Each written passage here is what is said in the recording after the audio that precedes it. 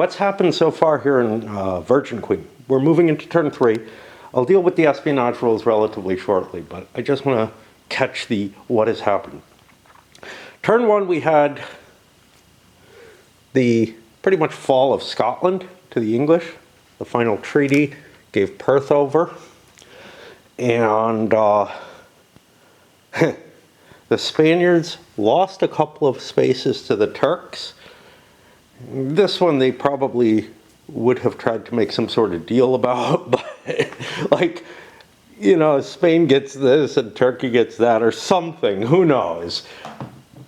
The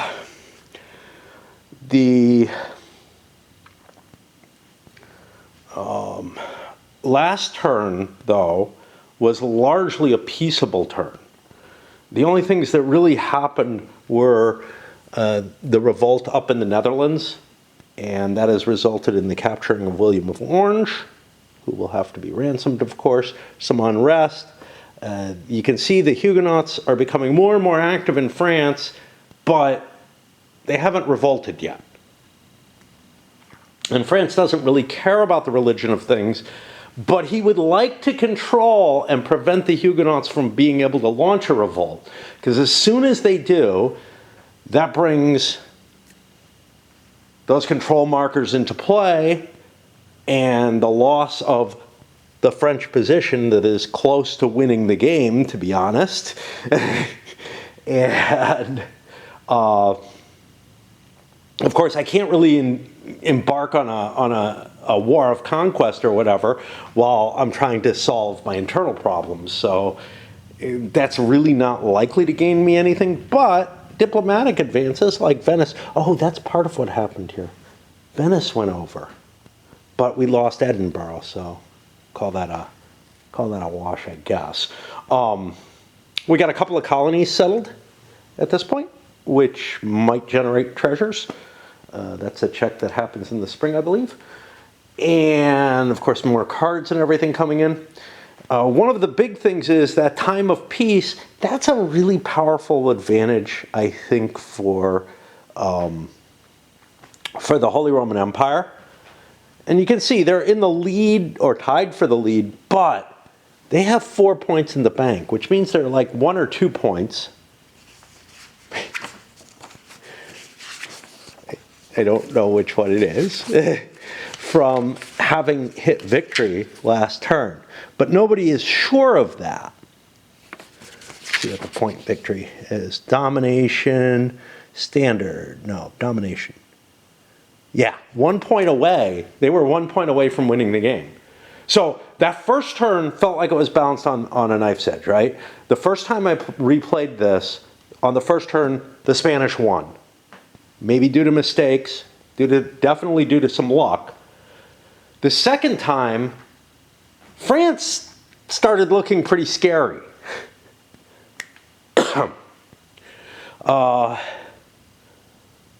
And you could actually even argue the English look scary.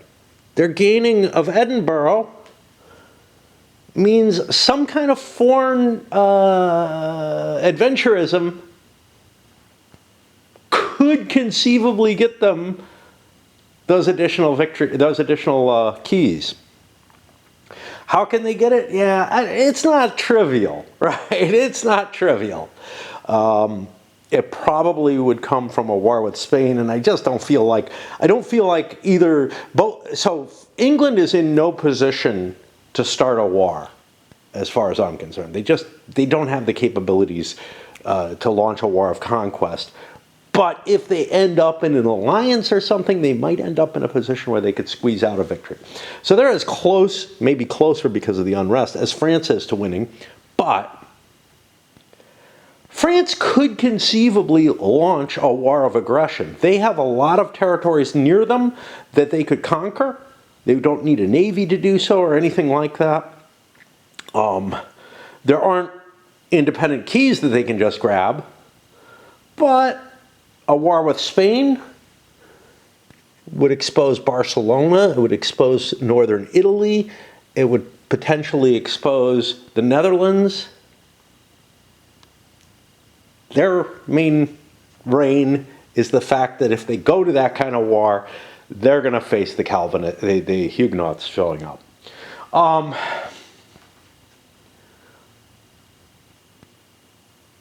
But yeah, everybody should be aware that the HRE might be able to win the game very easily and could have come very close, and indeed they actually did. All right, we'll come back with the espionage rules. I have shit to do right now, but yeah, and then get the the card draw and the spring phase and whatnot done. Before I get into the espionage rules, personal stuff. So yeah, I went out and I split some wood, and that's work too, right? But there's less of an investment because I don't have to put boots on and everything for it, particularly. I don't know why I put boots on for using the chainsaw, mainly because I'm up in slippery, muddy stuff, and I'm just worried.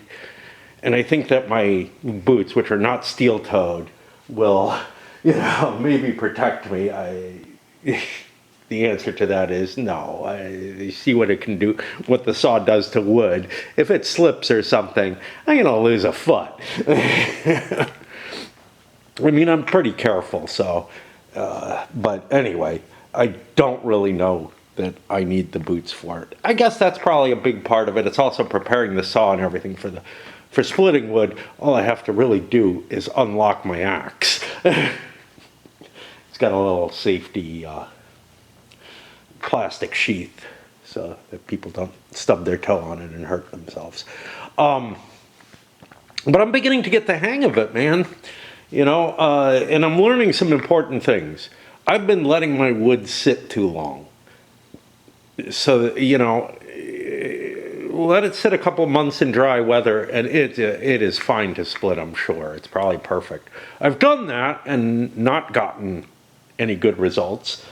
But, I'm splitting things that are less than a month old, and they're not trivial, but they're reasonable. Whereas I go to something that's been out for a year, and it's just, it oozes water when I hit it, and that's about it. It's in no position to be split. It will be in the summer, I'm sure, once the wood dries out, because we don't get rain in the summer. All right, let's get to the espionage rules, because these are different from this game from the rest in the series. Starting on turn 3, the Wars of Religion take a nastier character, allowing the powers to initiate espionage actions. Each power gets 4 new markers in his force pool, 2 informants, and assassination. I already have the assassinations in play, or played out. I haven't handed the informers out, so well, maybe I haven't given assassinations to everyone either.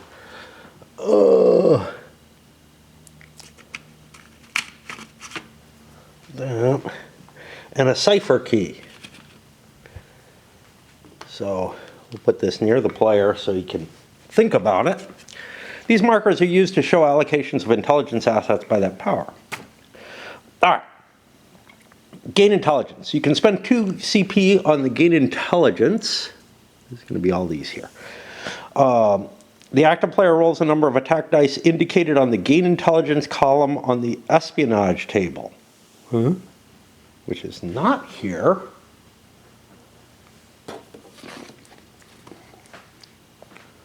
There we go. It's by player. Okay. Base of 2 dice plus bonus dice if indicated. 2 base dice, cryptography, informant, Walsingham. Okay. It's kind of interesting. The book I'm reading right now, it's set in a later period, but it's actually looking at, as a major character, it includes, actually from his point of view for part of it, I don't remember his first name, but Wallace, who is considered kind of the father of real cryptography, and worked for Cromwell as well as Charles II. Okay, Hits are scored on rolls of 5 and 6. Consult the bottom of the column to determine the result. Okay, depending on how many hits, for each hit, each player chooses one offensive action, but each offensive action can be selected once for a result of gain intelligence. Okay. I don't know. If an informant is neutralized, flip his counters to the reverse side. Well, that doesn't appear to be on here. Maybe that's an offensive action. See, neutralize informant is there. Oh, offensive actions of your choice. Okay, here we go. Neutralize an informant placed by the target on your power card, or a Jesuit if the target is Spain. Then roll a die. On a 4, 5, or 6, neutralize another operative, either an informant from another power, or a Jesuit if target is Spain. Or you can secretly inspect the target's hand. I can use little color markers to indicate that somebody knows what the other person's hand is, but I don't know. I generally use those kind of things for alliances, but we do have a chart for that kind of thing. Alliances where they're not formal. If a target power is holding 3 or more cards in his hand, and at least one of the die rolls was a 6, force him to discard a random card or treasure. Huh. That sounds powerful. Neutralizing an informant, that just gets rid of bonuses against you. Okay. If an informant is neutralized, flip his counter to the reverse side.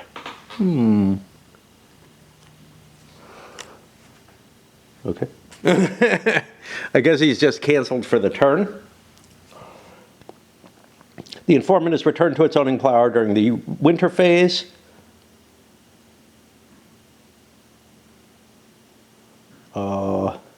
If a Jesuit is neutralized, remove the Jesuit from the game. He may re-enter play during future card draw phase if Spain has Jesuits available on his boxes. Plant operative. Any power can spend 2 CP to add an operative to play. So it sounds to me like an informant who is neutralized is basically put on the turn track, essentially. I hear what sounds like somebody else chopping wood. Is it my neighbor? No. I hear that loud smacking noise. Yeah. What I like about chopping wood is I get the exercise and I don't have to go through the effort. And I also just don't like power tools. I just don't like them. Which is why I did not want to noodle or whatever my logs if I can help it. Okay, where are we? When an informant is added, add his counter to the informant spying on you box. Okay. In the power card of the intended player, you may add an informant with this action if you have a non-neutralized informant in your force pool or one that you're willing to move off one power card and onto another. You may not add an informant if you already have one on that target's power card, whether existing is neutralized or not. See, that sounds like he stays there, neutralized. See, the return to his owning power during the winter phase. What does that mean? Does that mean flipped over? It doesn't sound like flipped back over. It sounds like given back to me so that I can reallocate it. Weird. I don't know how it's there. Maybe I can look in the example of play and see if it gives something of that. This does not. There is no example here. You may not add an informant if you already have one on that player. When an informant is spying, espionage activities receive additional dice. Spain may also use this action to add Jesuits to the map if any remain on the Spanish power card. Remove the Jesuit marker from the power card and add it to any space in England, no more than one per space. A Jesuit helps promote the Catholic cause. Jesuits may not be placed in any other religious struggle areas besides England, and they may only move when the God's Secret Agents card is played as an event. Speaking of which, did I hold? I did not. I was wondering if I held the the Queen's Flying Legion or whatever. Assassination. Each power may once per turn spend... This is part of the game that I think also made me unhappy in the same way that that the artists and scientists did, for different reasons.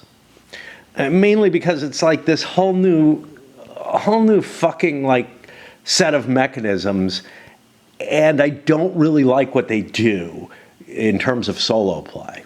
They might be more useful otherwise. Anyway, assassination. Each power can once per turn, spend 2 to 4, okay, you only have one counter, on the assassination action to try to remove a named army leader or Elizabeth I. Leaders must be serving as an army leader and on the map to be chosen as a target of assassination. Let's take a look at the assassin, see if it has a used side to it. Again, I'll probably put it up there instead, just because that little counter flipped over is not very good information presentation. Protestant army leaders held off map, captured army leaders, default army leaders, and Don Juan while serving as a naval leader are not eligible. Spending more CPs allows the active player to roll more dice, increasing his chance of success. The active player will roll the number of attack dice on the assassin column. Let's keep reading. Then compute the dice rolled by the defending power in the same fashion. Each side rolls their dice, hits or 5s and 6s. Consult the bottom of the assassination column to determine the result. If the target is killed, the assassinating power earns a victory point. There are victory point markers for assassinations. Of course, after resolving the action, place the active player's assassination used marker on the turn track. Okay, cool. Okay, so let's see what we got here. You get dice equal to the CP you spend. You get a bonus for cryptography and informant. Handguns. Is that a technology? I think so. Doesn't look like it. Maybe a card. Mary Queen of Scots is alive and you're trying to kill Elizabeth. Mary Queen of Scots has been played. An attempt is on Elizabeth. The defender, though, gets a base die to defend himself, and they get cryptography, being in a controlled home space, battle rating of the leader, and lots of dice for going after Elizabeth. And if the attacker gets more hits than the defender, oh, here's the rebellion. So remember when I said something about the Catholic rebellion? Apparently you roll on this before you go to whatever's actually in the rules that I found. Okay. So the attacker has to get 2 or more hits to kill. That's what it looks like. And it looks like all of this is that 2 or more hits. Hard to tell, but if they get only 1 additional hit, they re-roll the dice, and then bad things happen to them if the defender, if the defender gets as many hits. Defensive actions are your choice of neutralize informant that give dice, secretly inspect the attacking power's hand, or the attacking power takes a card loss off of here. I wonder if, like with the piracy, they have to be unique. Let's see. Consult the bottom to determine the result if the target is killed. Yeah, it doesn't tell me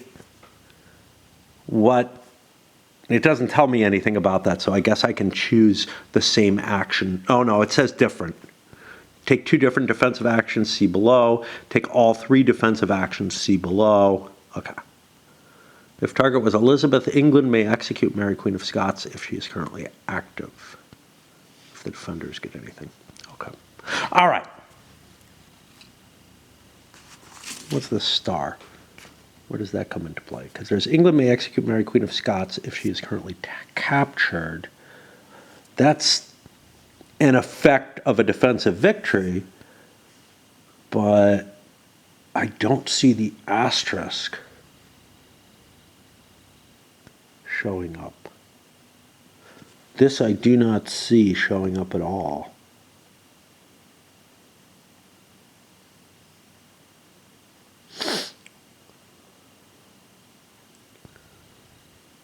Oh, it's over in the gunpowder plot. Okay. English Catholic Rebellion. It's weird because this chart, like normally the game gives you charts inside the game. This chart is so complex that it is only on the play aid. So reading the rules doesn't teach you anything. That's a problematic thing for my way of learning, because quite often I just sit there reading the rules, and then when I come back and give you guys an introduction to the rules, I'm reading through them, and then I have the materials for me. But when I'm just trying to learn the game, I don't have it all set up. I'm just fucking reading the rule book, hoping it sinks in. Okay, the rebellion. Once per turn, Spain may spend from 3 to 5 on the English Catholic Rebellion section, assuming it's not already initiated an assassination this turn. Place the assassination used on the turn track when taking this action. Okay.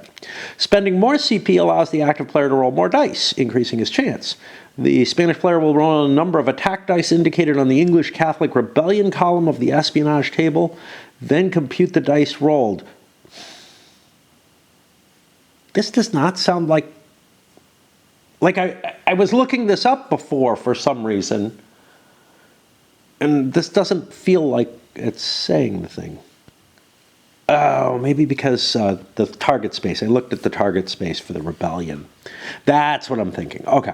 Spending more CP allows, the Spanish player will roll the number of attack dice indicated, rebellion column of the espionage, then compute the dice that England gets. Each side rolls their dice, hits are scored on 5s and 6s. You consult based on difference, I guess. A result of 6 Catholic conversions followed by 4 CP rebellion in England is resolved as follows. And this is where I jumped. I didn't read the big long paragraph because, and this is why SPI rules are very pleasing to me and GMTs are not. GMTs feel like, I don't know what they feel like. There was a certain period in Avalon Hill's time when they did things kind of like this. It wasn't very common. SPI, for their light games, kind of put the case numbering aside. I'm going to say maybe GDW kind of wrote this way, where it was just a numbering and a long paragraph of stuff. I think GMT's better than that, but not a lot. And it's really, really like, when I see a big quantity of text, I don't read it very carefully, which is actually, it's a problem. Even with SPI rules, where often the procedure is the first thing that goes up on top. But I get very used to that procedure being that way. Without that formation, without that formatting conception, I have more trouble, because this just doesn't have the easy case numbering afterwards. Okay. Anyway, so where we were talking about hits is off of this, where it could be a difference. And here, must be Spain versus England. We get cryptography, informant. Each Jesuit's worth a point. Mary Queen of Scots is worth points. Spanish troops in Ireland or Scotland are worth troops, as are even more if there's regulars in England. Only regulars, not militia or mercenaries. But the English give 5 dice plus a possible cryptography in defense, which means you got to collect up a lot of dice to get a big bonus. And now here, you need 2 or more hits to get conversions. You need 6 or more hits to get, or 3 or more hits to get conversions and a rebellion. You need 4 or more hits for the gunpowders, 4 or more above whatever the English get to get the auto win. So that auto win is hard, is relatively hard. It's not based on the rebellion itself. Okay, so this is just this thing. Lose all operatives in England. Wow. Lose all operatives in England. Spain reveals hand. Lose all operatives. Spain gets a -1 card. So you don't want to fail at this.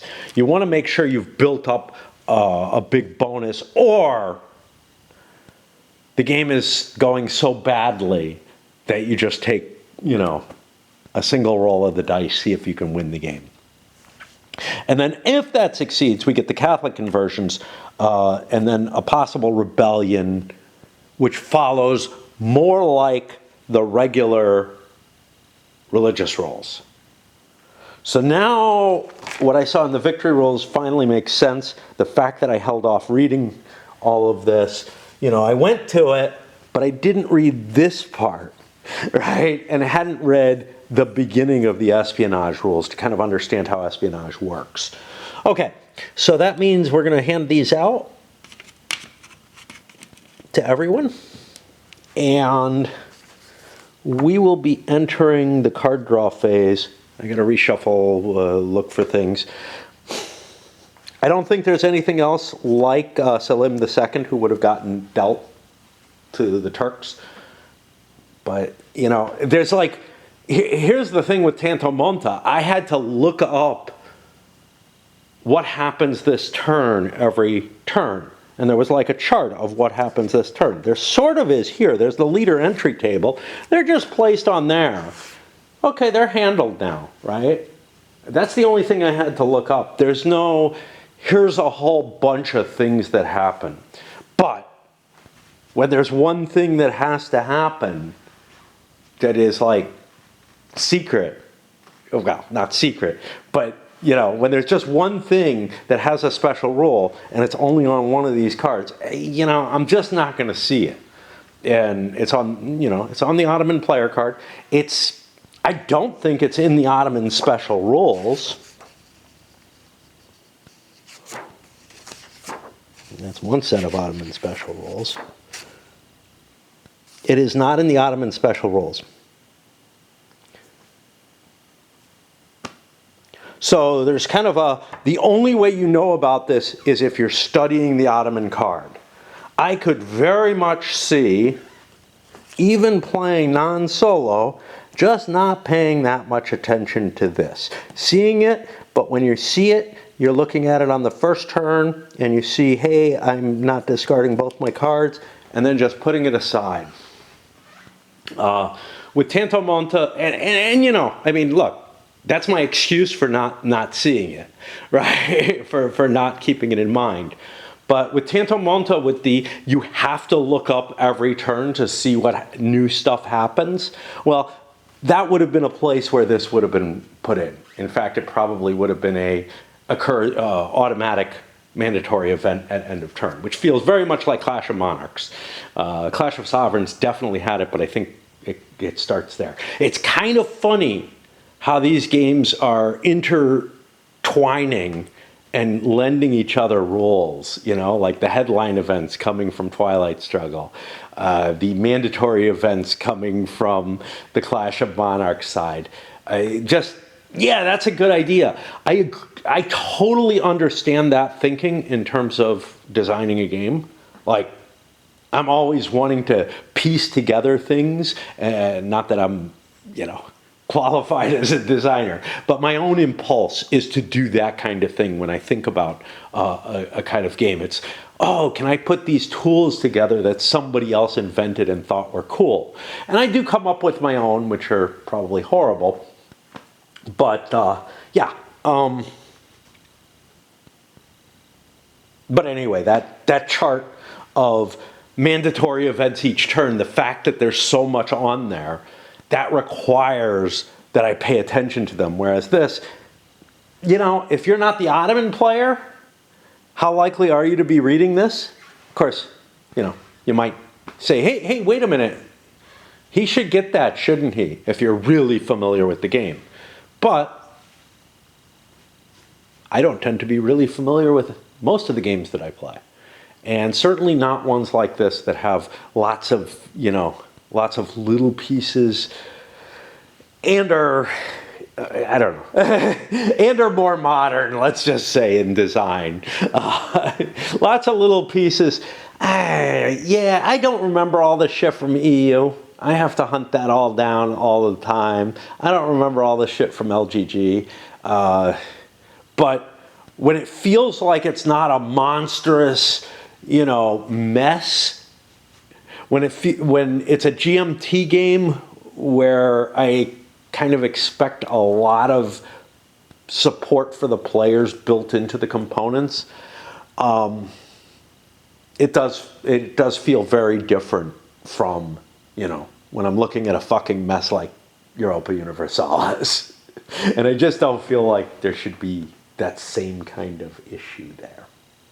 All right. We are going to break because I have chattered a lot. I may not be back until it's dark out because Raid is coming up, and I just have this tendency to play Raid until I'm done with all the stuff I can do. There's no reason for that. What I should do is go out for a walk or something, play a little bit of Raid now before and get back outside. I did my wood chopping, though. That should be enough. I don't know. After all the internet drama, and to be fair, I didn't recognize any long-term viewers who, like, unsubscribed. So at least there's that, you know. I did note, I stated my political views. So what we may be seeing here is something I picked up viewers from something recently who are not. So to the Callendale favoring long-term viewers who are MAGA supporters, yeah, you know, you're used to me. All right. I did notice that I screwed something up. I started setting up for the next turn, and I'm like, oh, wait a minute. Elizabeth is on turn on her 4 point. She should be down 1, so I have to go back. What happened was on the marriage, I just said, oh, I don't have any marriages set up. I'll just skip that. That's a very common thing for me. When I see, you know, if I see something like marriage resolution, I mean, I should have seen it here, right? That I did award the victory points, but I did it down here. I just missed, you know, I saw the marriage resolution, and I'm like, oh, I'm not resolving any marriages. Yeah, but there's more to it, and it's even in the sequence of play. Oh, well. A couple of deaths, and one of them is kind of weird, the Earl of Iran. Did I try to make a marriage with him, and he ended up booting back in? He should have died earlier. Well, I don't know. He may have survived. Are both no longer marriageable for whatever reason. Other than that, I think everybody stayed. Leicester has special rules. As long as Elizabeth is in the game, he gets to keep staying. And Elizabeth, being female, dropped down to a 3. And yeah. Yeah, she's getting pretty old at this point for royal marriages. And now we have a bunch of newbies coming in. So, Louise of Lorraine, what the hell? Not associated with a player. Added by event card. Okay. I don't know what to do with her. I'll just pop her over here. She's listed as turn 3. I'm guessing there's a card that brings her in on turn 3. I'll put her over here with the Catholic League stuff. Since she's Lorraine, probably it is. But Henry III, nothing special there. Henry of Navarre, Protestant, +1 card next turn if he marries a French royal. Okay, so that's something to consider, that the French might want to do that. Or that the Dutch might want to marry into the French. Now, they are not at war with France right now, the Protestants, so that's actually useful. Elizabeth of Austria, if she marries French or Spanish, that power gets a bonus suppress heresy action. Is that something I want? Well, since I'm not pro-Protestant, I'm okay about it. And to be honest, we're heading a little too far on the pro-Protestant side of things. So, yeah, we might want to. And may reroll lowest marriage die result if desired. I think she's probably a hottie. I don't know. I have no idea. She looks like she's got a fucking mohawk, but it did weird styles then. I mean, there's an attempt to try to make her hairline look like a heart, and I'm sure that's plucked. Okay. And let me see, where am I then? I go back here. I was handing out people. I haven't done these yet. So we're entering turn 4. A couple more of these. Oh, shit. The way this is divided did not work well for me. Oh, this is a scientist. Over here. You know, there's sort of a, oops. Well, it's not a huge deal. And we get El Greco over here. Wow, he's good. That's something that the HRE probably wants to play for. And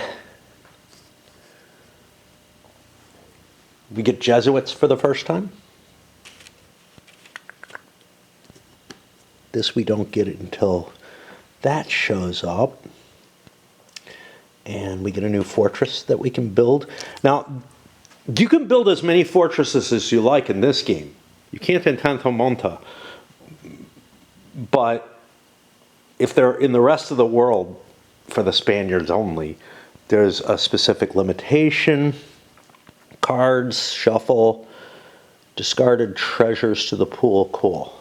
On the back of the Louise of Lorraine card to see what's up with her. And I noticed, hey, there's a bunch of information here. So, like, she was spotted by Henry III during his journey to become King of Poland. I didn't know he became King of Poland. I don't think he did.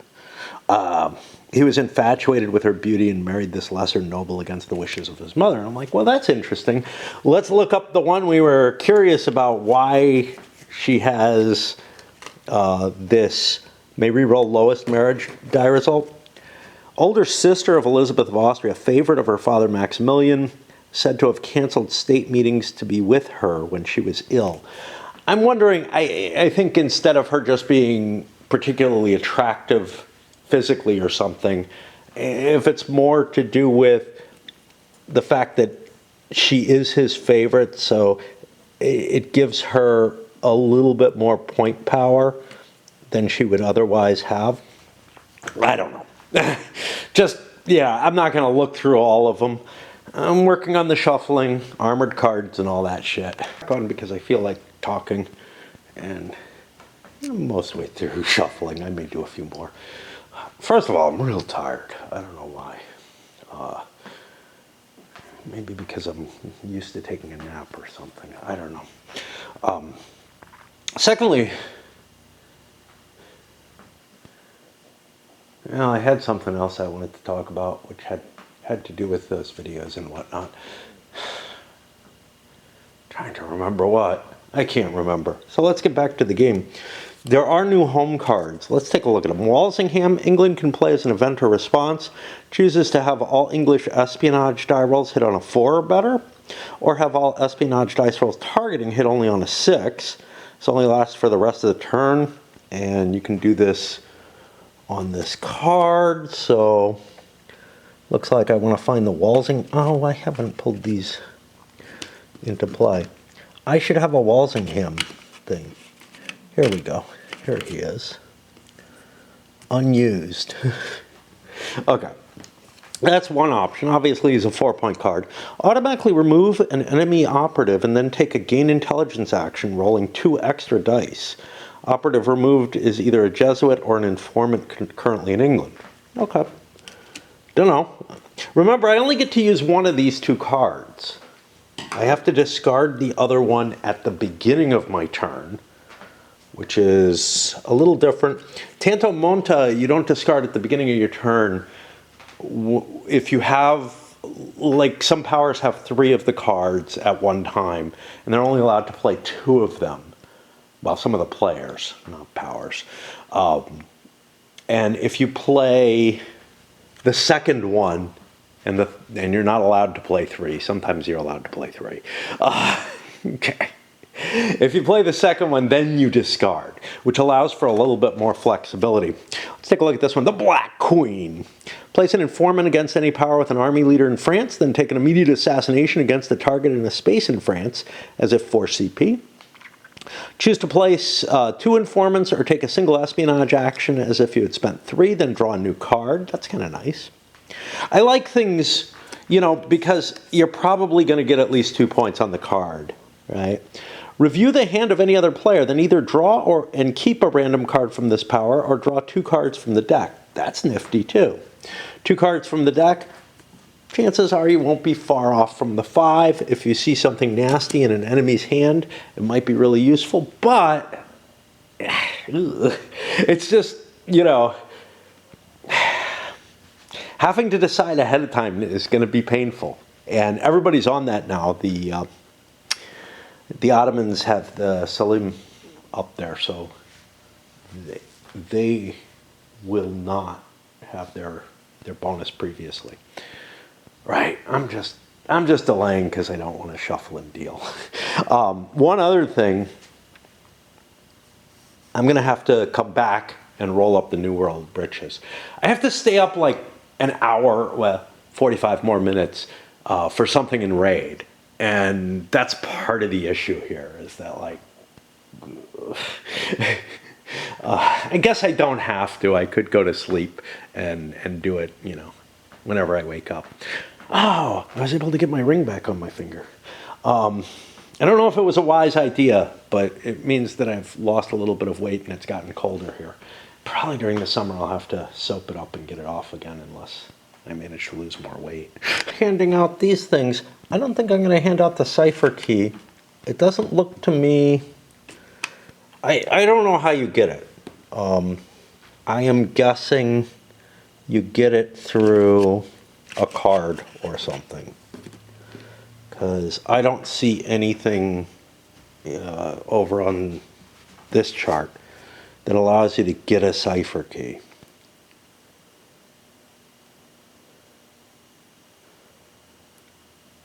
You wouldn't get it out of assassination or out of a rebellion.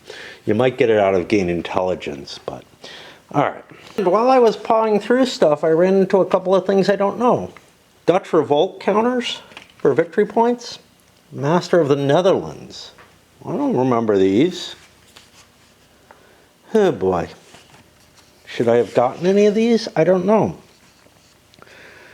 They're not here. The Central Europe, Master of Central Europe is there. Let me see if these say anything. Master of Central Europe. Lord of the Netherlands, Polish Royal. Ah, these are... Lord of the Netherlands is from an event.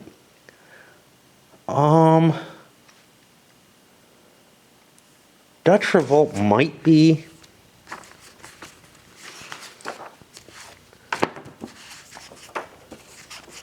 something I'm not supposed to have.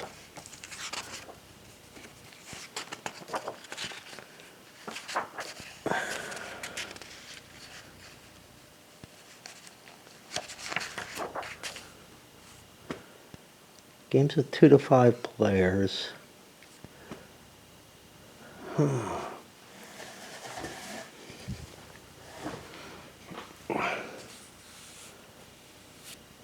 don't see anything there. I'm thinking it might be a rule that's in here because it's not in the normal list of things. Victory points. Baseline, no.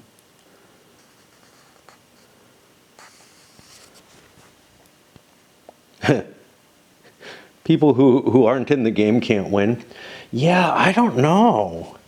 I don't know. I'm gonna look that up a little further, see if there's anything in the revolt section or something, because it's not showing up in the victory list here.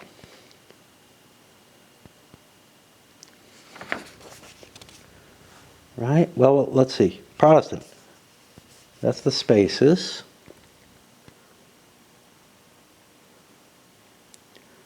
I don't see Dutch Revolt on here at all. This is Paris. Well, I'll leave them in my tray, but I don't think they apply. But I couldn't find them in the multiplayer in the too few players in the game rules, which is where I thought they might exist. They might also be specific to a scenario.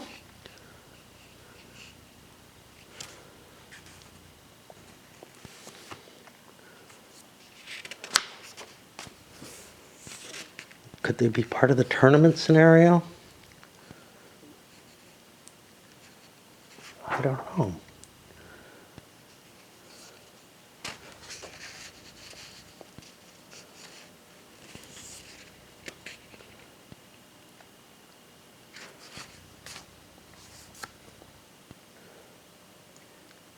I mean, I don't want to miss it if it's something important, and I can't find the rule anywhere that I'd expect to see it. Read far enough. Dutch Revolt and Enterprise of England are event things. We already checked Enterprise of England. Okay. Well, I'm happy about that at least. Because I even looked in the Rebellion section, didn't see anything there. I'm assuming there's some kind of card that allows me to get victory points for it. It may be a home card, for all I know. Could even be this one. I doubt it. Whoa, a home card removed from game if played as an event. How weird. Both of these are. This one's not a home card, though. How odd. Change in the number of cards drawn. The Spanish, I think we're at 6 before. They're down to 5. The Ottomans are up to 5 now. Because I didn't get a card bonus with Suleiman. I got a home card, an extra home card, which is a bigger bonus. Handed out the treasures, and now refresh treasures, check for New World's riches. Add 1 roll if the power, if anyone controls plantations. Oh, I didn't know that. What do they say here? I thought plantations just gave you a free colony, +1 to colony die rolls. Yeah, some people might have been more interested in that. In particular, I'm thinking Spain and England, or France and England, who have stuff. Okay, so let's look at the colony die rolls. And the table is here. I don't think it's in there. The French have a colony. 2 dice. They roll a 10. They're going to get a treasure. Where does that treasure go? Do they have to ship it home like they do in the other one? Let me roll up the English and we'll look at what's up. And a 9, that's a treasure. I think they just get it on their card. But I'll do it like that because... Okay. You know, I know what it is that I was going to say, is that I think maybe what we've got is, you know, what happened was there were a couple of people, something I did that was popular recently to look at. I'm thinking a couple of things, Clash of Sovereigns maybe, Tanto Monta, things that were, you know, desirable GMT games or whatever that attracted a couple of people. And these may be people who, you know, we're already sick of seeing all the playthrough videos coming through in their feed. And, you know, whatever. Because I know I always get a lot of fluctuation in subscriptions, you know, people subscribing and dropping left and right. And sometimes people will subscribe because they want to watch a particular game. So I should not think about it that much. Draw treasure immediately and keep this colony for another turn. I think it's just going to go on the play. Ooh, you could get this.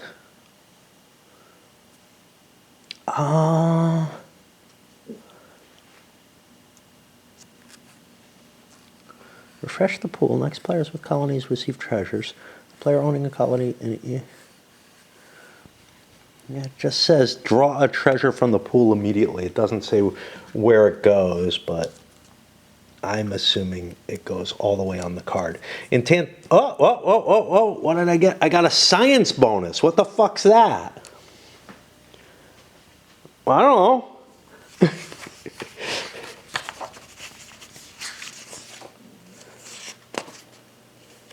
There's the cards. It's going to be back here, treasures. No? Huh.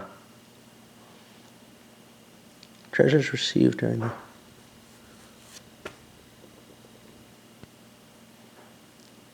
Section 11.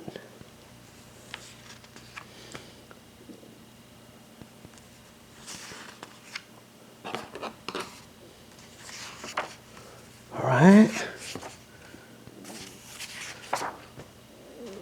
No, that's the action phase. That's extending. Okay, I don't know what the fuck that is. Science bonus.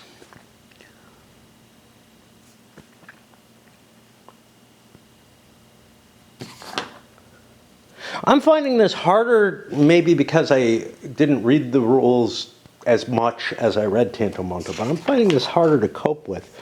Cards and treasures. This is about cards. There's a card type in here. There should be a treasure type.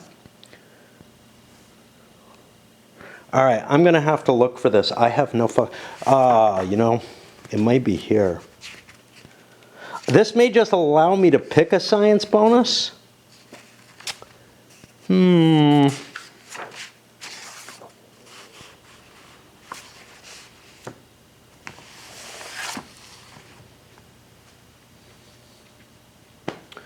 That's what I'm going to assume if I can't find anything, but I'll look. But if I don't come back, I'll assume that, and I'll probably grab the plantations. What else do we have? This is kind of cool, but cryptography. Give me a bonus in that play.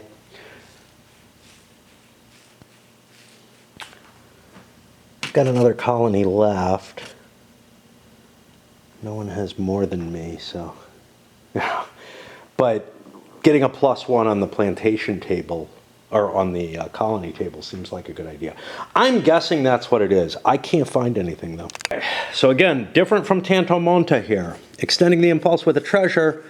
3 types of treasures are resolved automatically when played, but they have to be done after a card play. So draw a card, you discard the treasure and draw a card from the deck. Science bonus, you immediately choose an unclaimed science bonus as if you earned it through patronage, and victory points. The victory points is particularly interesting because you can hold that on your card and have a secret. Well, no, you can't, because you got to play it by the end of the turn. Is all that it. Yeah, you can't hold treasures. Okay. So, yeah, I don't get it immediately, and I did deal out all the cards. I didn't look at them or anything. I'm too tired to do the negotiations right now. I'm just awfully fatigued at this point, so we'll do that. I don't know if it's going to happen tonight. I really don't. And yeah, I can feel my fingers swelling around this. It's probably a bad idea to put it on. I don't know. Hasn't been loose in a long time. To the diplomacy segment, and oh boy. I rolled up Spain as the first. And I'm kind of, first of all, I've got like, you know, all these diplomatic, the intrigue tools, not diplomatic, but the intrigue tools available now to play around with, which throws a little wrench in there. You don't have a real grasp on what they're going to do and how they're going to impact the game. But by getting Spain first, I feel like I've gotten myself in a position where there's not much I have that I can offer. So I'm at war. I'm at war with the Dutch. Okay, cool. That's a war I want, actually. I don't want to go to peace there. I'm basically at the point where I can't find anything that I want to do with the Spaniards. I'm at war with the Dutch. I Don't particularly want a peace there. Although I'd be okay with peace.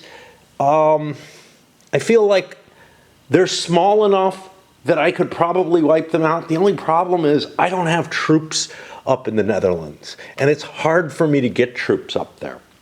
So how do I move forward at this point? I would like to offer them peace, but I don't think they want peace. So I can't really come up with a fair deal to come about to, okay, you know, do the Dutch want to hold Utrecht and Maastricht and that's it? And as soon as they open up the Huguenot, the French Civil War or War of Religion, the Spanish will come back in. That seems dumb. I might as well have the advantage of the points I have. One thing that I do have is I have William of Orange, but what are the Protestants going to offer me that's worthwhile? Obviously the peace is a possibility, but what are they going to offer me that's worthwhile? That's, you know, better than what they have to spend to get the automatic ransom, and I can't find anything. The baseline on the ransom, the fact that there is you can buy this for this, puts a limit on the diplomacy in terms of what he's worth. He's an extra, he's a powerful thing. You know, he allows me to move 6 units instead of 4. He gives me an extra die in just about all situations. He's better than a strength point by far, but he's not huge. There's a possibility of a marriage, I think. I know that I have someone. I have Don Carlos kicking around, who's not exactly great. No, all they have is Henry of Navarre. I looked at the possibility of the marriage with the HRE, but again, what do I have to offer for a kind of lackluster character in terms of Don Carlos? Maybe after all the negotiations are done, it's worth coming back and seeing that. I don't want to go to war with anyone else while I'm at war with the Dutch, although there's this kind of weird situation where I kind of want to trigger the Protestant, the Huguenot revolt in France. Now this has nothing to do with diplomacy, but I kind of want to trigger it to get the Catholic League in play because I have no other easy way to get things up to the Netherlands. Now, I could use ships. I could build the, I think I can build the Armada. I have to look up the rules on that. And use that against them, which might be particularly potent. Because there's only a limited amount of forces, but you know, that limited amount of forces is pretty big. Oh, and I don't know, maybe I can buy mercenaries there. You know, it would absolutely make sense to me if I could buy Spanish mercenaries in the Netherlands, just not Spanish regulars. So let's take a look.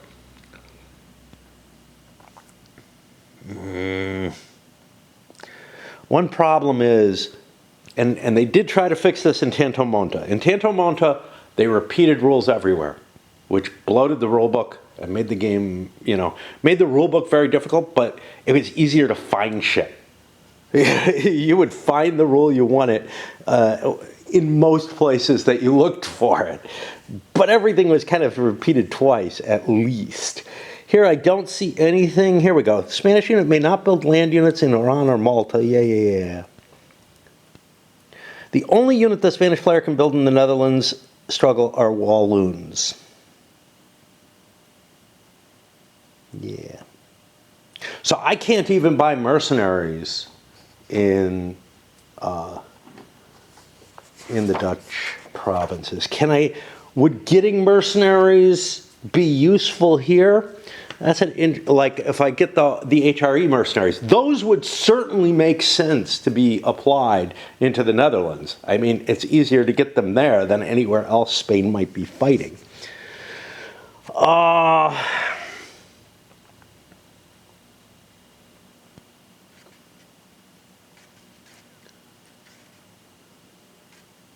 You remove them.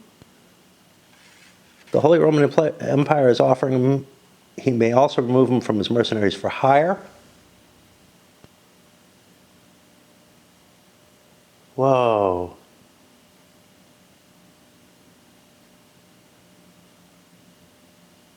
Okay. The power receiving him takes the equivalent number from his force and adds them to his capital. Yeah, so again, that's not, they're not going to go directly where they're needed. And that's a real limitation on Spain in terms of prosecuting the Dutch war, which maybe is necessary for the game, but honestly, I think they were buying mercenaries into that army very easily. Now, they may be covered by the Walloons, I don't know. You know, there's a lot of abstraction at this. But I'm having a hard time finding anything that Spain can make an offer on that anyone else wants to do. And I can't find any political, you know, any overriding goal other than let's crush the Protestants up in the Netherlands as quickly as possible. Big thing with the Armada, but a small Armada is not very useful for this because it can only carry, you know, like if I build the minimal Armada, which comes off my home card, which isn't even available yet, so I can't even build it. Yeah, I can spend some points. I can spend 5 CP to upgrade it. Okay. You know, it starts out able to carry 2 strength points. Now, with 5 upgrades, 5 points of upgrades, that means I could build it up to level 6 and a mercenary as well. And there, you know, I'm getting something that can bring a force that's of some importance up there.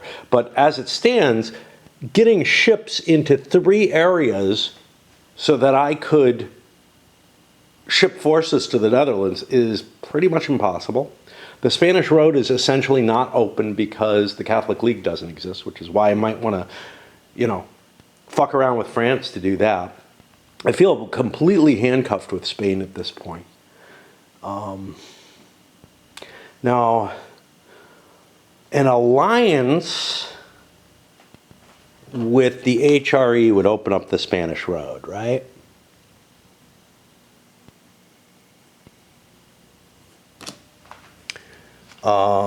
I would be able to cross 1 and there's no more passes here. So that alliance becomes incredibly valuable to me. What can I do to get that alliance is the question. That becomes the desirable thing for me. What can I do? And I can give cards. I think that's about it to the HRE. And unfortunately for me, I'm low on treasures. My treasures all got pillaged last turn. Thinking about doing a little segue, not in this video. I think I'm going to do a video on it, and I think I'm actually going to step away from the game and do that video at this point. It's one that I wanted to cover for a while, and I've alluded to it in other games, which is, and there was a conversation online, as opposed to all the political shitstorm that I kicked up apparently by just expressing my opinions. There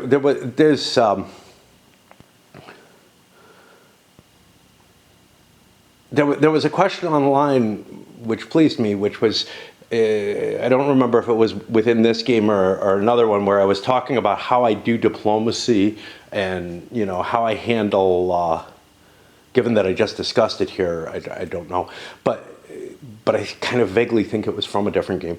How I handle diplomacy checks, because I was in a conversation starting in a different game from about this issue. How I handle diplomacy checks, you know, within a game. And this particular game has sort of this rigid diplomacy structure. Now, you can cut whatever deals you like that are allowed, you know, like I could make some sort of deal along the line of, well, I promise not to do X if you promise this or whatever. You can make all kind of future promises that are completely unimportant. Okay? That's what most games have. And some people unfortunately play, at least in my view, it's unfortunate, those kind of games as if with the rule of no table talk, which means, you know, you can't conduct diplomacy. Well, this game explicitly, essentially okays it, but coming from a geopolitical type game person, if you can't cut those kind of deals, what can you do, you know?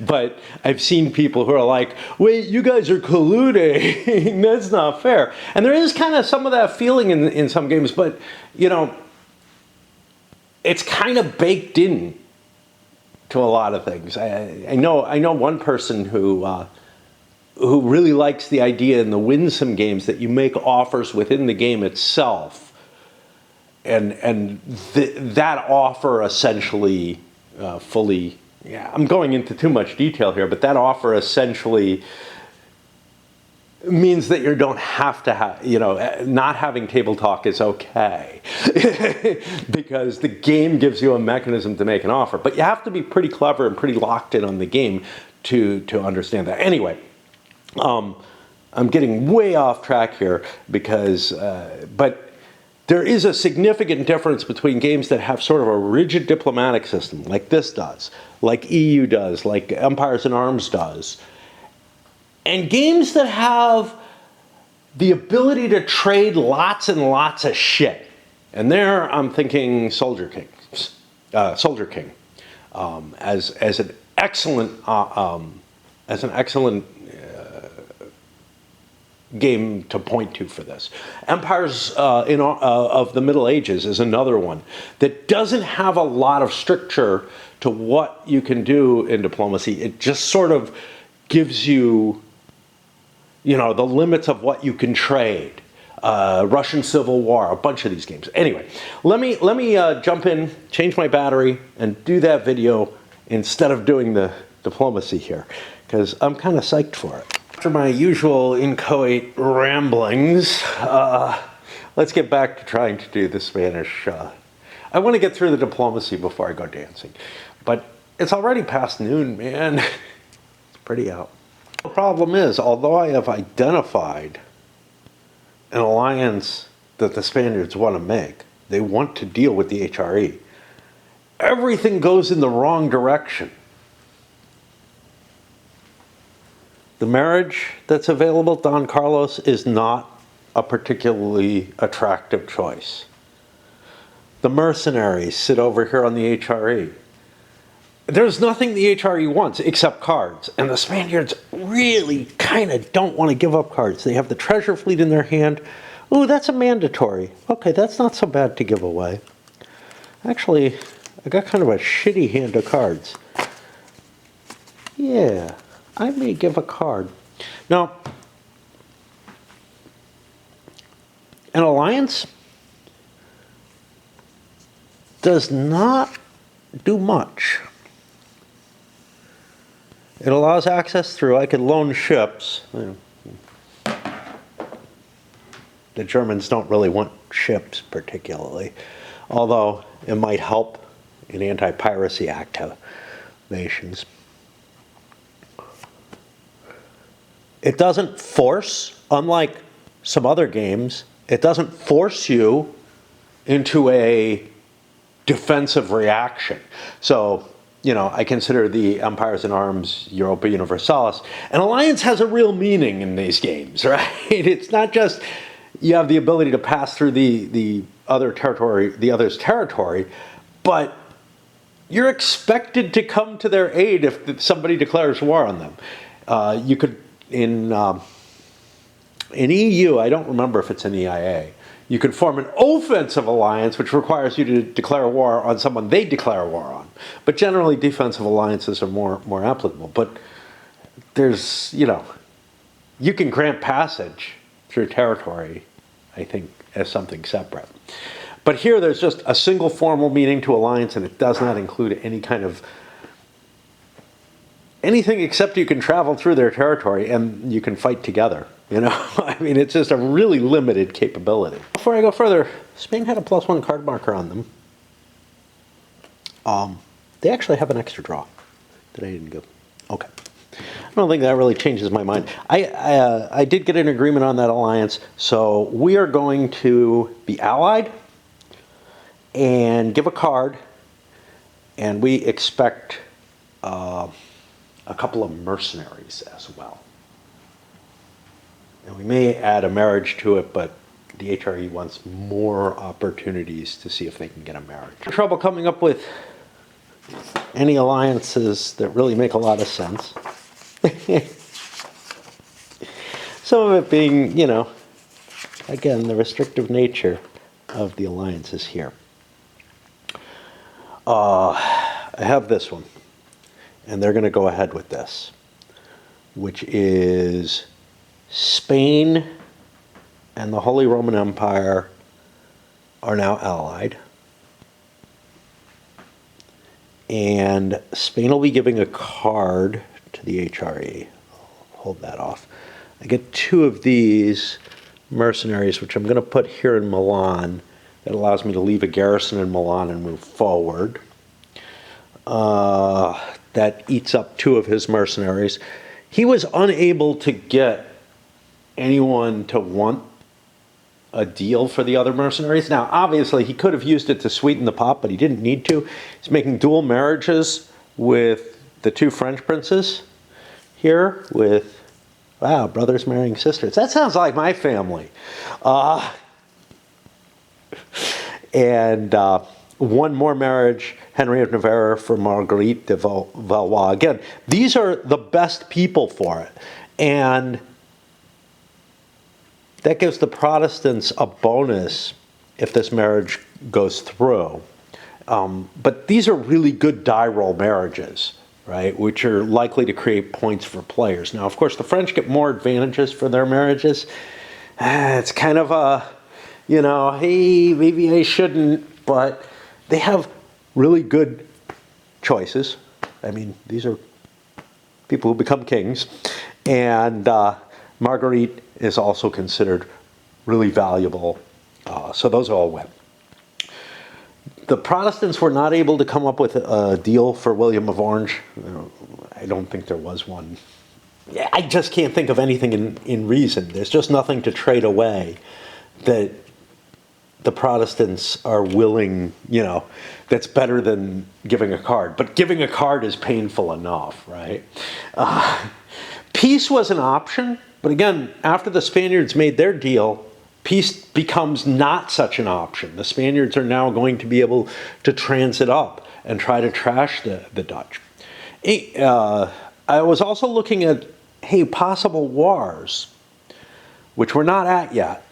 But when I think about that, France, worried about this situation in the religions, wants to deal with that, can pad my victory points, etc.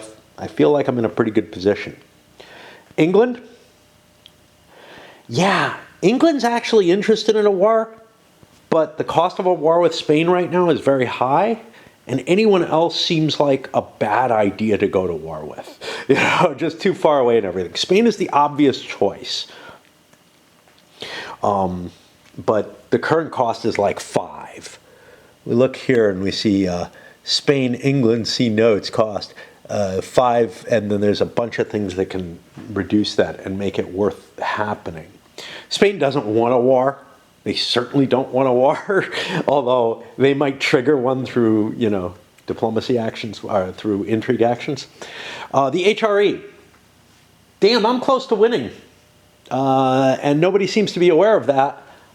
I just want to generate points. You know, I want to generate points at a faster rate than anyone else. I'm not really interested in changing the geopolitical situation. The Protestants tied up in their war with the Spanish, not able to get the peace that maybe they, you know, like they would offer, hey, I'll give you peace for William of Orange. That's one I didn't even roll for. I would have rolled for it had they gotten their offer in before the alliance that allows the Spanish road to be used.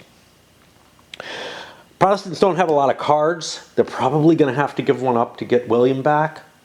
It's an interesting thing. In Tanto Monta, it sucks to have William here, right? In Tanto Monta, though, it's worse.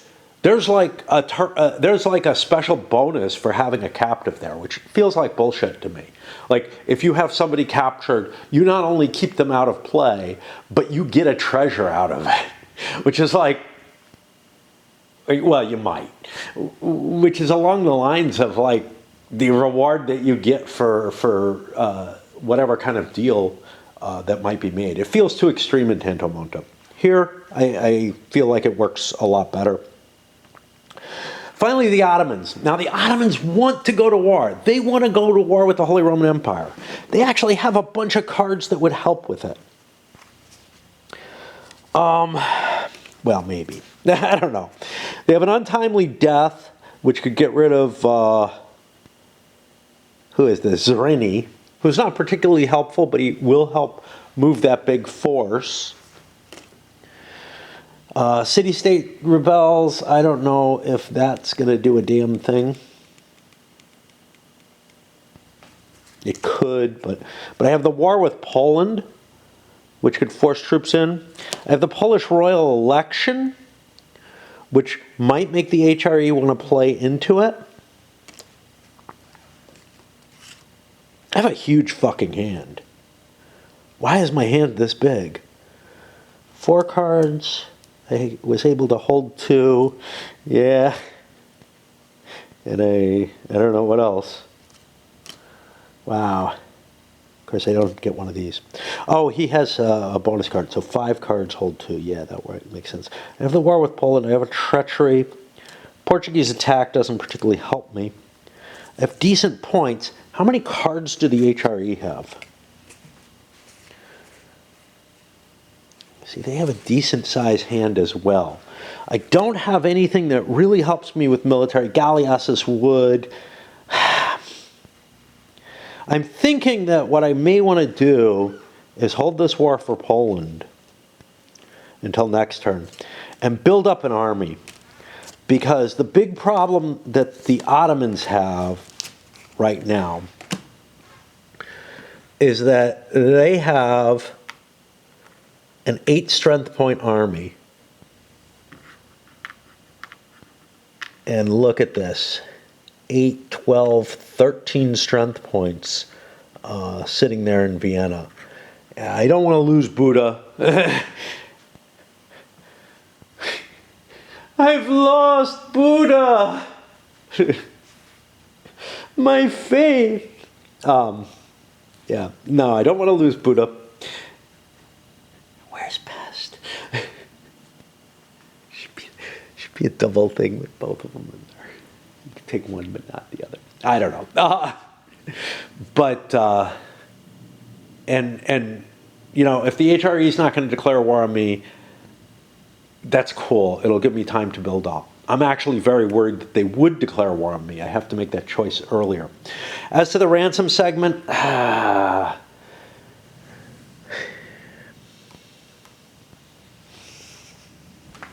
the Protestant hand? They threw all their cards away, which is kind of the problem. Rudolph is not that good, but I've got a couple of good cards. I honestly just don't think I can afford to ransom Williamov. And I think this may be why Tanto Monte has the rule it has, which is it becomes really advantageous to just leave. Like, it's not that big a deal to leave your leader here. I have, at least for some players, I have 5 strength points there. I could take four of them without the leader. I can only take 6 with the leader in case I build more troops. I may just be better off fiddling around with the religious rules and fuck my leader. And that's what I'm going to go with. So actually just about nothing happens. Other than the fact that the Spanish Road is being opened up by the HRE, I think we're set there. We'll hit spring deployment. I think I ought to do this. No, Spanish Road doesn't impact that. But yeah, no new wars, and we were in a time of peace last time. Now, we did trigger the Spanish Protestant War, of course, but it looks to me like not much is going to happen. Now, wait a minute. Ottomans, see, here's the problem. Declaration of war, the Ottomans have to go first. Because it's done in impulse order. What I was thinking was the Ottomans may want to try to take Cyprus from Venice. France, China, France may be able to, France is not going to be able to do a really good job of defending Cyprus. So this may be the turn to go for that, even though I want to build up forces. Plus I have the galleasses, which help in combat. The problem?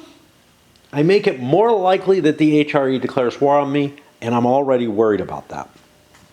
So I'm only going to allow the Ottomans to declare war on a 1 or 2. I don't know what it costs, but I'm not even going to... Okay, they're going to hold off on that. This is worth a victory point, but I don't have to take it until the end of the game. Of course, the game may end quickly, and I am in the lead in victory points, so, I might be thinking... I'm not really thinking that I can win that way easily by getting 5 more victory points than anyone else. But I am the person who's closest to stopping the HRE if they are indeed close. And they are. They are. And everybody should be fucking aware of that. But I don't want to, fight them in a war and give them additional victory points if I spend for the war. I have to spend cards for the war. I forgot to give the card here. This went to the HRE. 2, 3, 4, 5, 6, 7. Well, that's an annoying number. I guess I need a different kind of die. The HRE got itself a 3-point card, which is pretty nice. This is the point also where I have to discard my home cards. But, well, when I hit the spring deployment. I got kind of a good deal off of spending 2 mercenaries for this, but then I got a bad deal in the sense that I couldn't give mercenaries to anyone else. Like, yeah, I could have made a deal with France and given them mercenaries, but I was able to get the marriage just as easily. If I had given them mercenaries for the marriage and give me a card, you could make that kind of cooperation. What would be really great is if they gave me Mets. That would be the one I want. Give me these 2. Yeah. Well, actually, no. Holy Roman Empire doesn't care about that. Spain's the one. I mean, it would be great if they gave me Mets, but... so this drifts away. I couldn't find anybody... here's the thing. Nobody's willing to give you a card for 2 mercenaries. For 4, maybe, the average value of a card is less than 4. But because it was used as kind of a sweetener for the Spaniards, it just didn't work out that way. All right, on to spring deployment. Choose home card, and yeah. I probably want to do this treasure fleet escort, because that's a good thing. Going through my deployments, the HRE close to winning the game. They want to keep things tight, right? Not do much. But then I start looking at the Holy Roman Intercession, playable by the Empire to join a war in progress. Add an at-war marker with one of these powers. May not be a current HRE ally, so it can't be Spain. And an ally marker with the other. Add any 2 HRE land units to a home space. You may move an HRE army leader to that space. Power is now at war. Rolls 5 dice for each 1 rolled. Adds unrest to the HRE, which is kind of unpleasant. But you're not going to get a lot of them for that. But what I was thinking was, if I had not allied with Spain, I could use this to declare war on Spain with a surprise war. Now, it would kind of be a surprise war. See, here's the thing. The Ottomans have to declare war first. If they don't declare war, Spain hasn't declared anything different. The only person who might declare war on me is the Protestants, and they probably wouldn't want to.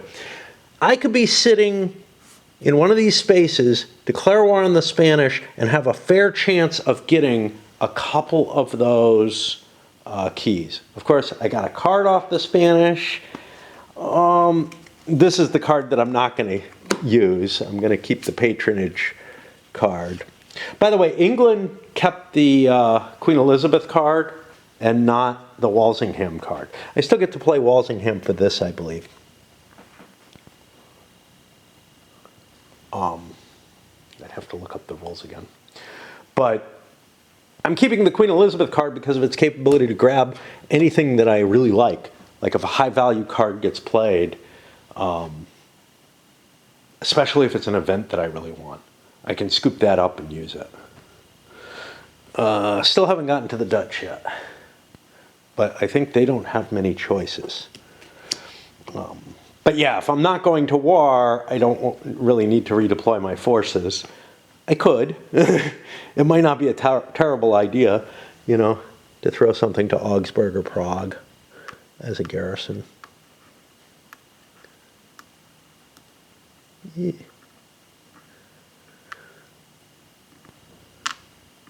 I think we'll do that. These counters really disturb me. The amount of information they need to have on them. Nah, fuck it. It's not worth it. It's not worth it. It just is not worth it. I don't know how much I'm going to see the intrigue rules being used, because coming in late as they do, and not really being sure how much effect they're going to have, it feels kind of painful. And the idea that, like, if Spain does its intrigue against England, they can cause Spain and England to be at war. And that's something I would rather not have, I think. I really want to wipe out the Dutch revolt, if I possibly can. Yeah. The Dutch do not have a spring deployment, so I think I've made my way through all of that. And we'll be on the action phase, which is exactly where I want it to be. Before I go drinking and dancing and all that. Assuming I do. You know, part of me wants to not go. It's a pretty day, but it's just like there's this... I think it's because I've been overdoing it. Like, I don't know. I just and then I get so depressive. Whenever I feel well enough, immediately after, I'm at my most, like, as close as I get to being suicidal, which is that, you know, the mantra of, I wish I could just die, is repeated a hell of a lot more often than on most days. It's not a huge difference, but it's a hell of a lot more often. Well, here it is, I guess Sunday night. I had another shock to my system, or whatever fragile reality I still have. My father's health took a dramatic turn for the worst, and he may not survive the next couple days or whatever. And it made more poignant the decision of going shopping, which today I was out of food or low on food on certain things that I need. And, you know, it's supposed to rain on and off throughout the next few days. And it was just kind of is this the time to check out or not? I went shopping, and I'm rather worn out from that, as well as from the emotions. But while I tried to sleep, I napped a little bit. I'm not really in a position. I couldn't stay asleep, and my mind started moving into other places. So one of my the things I do in life are escapes, right? You know, and one of my escapes is this. So I guess we start playing with the Ottomans. I fucked up. I'm on turn 3 here. I don't know when I did this, but these should not be in there yet. I think I think I'm right as long as I move these down, but I'm not positive. I don't know when.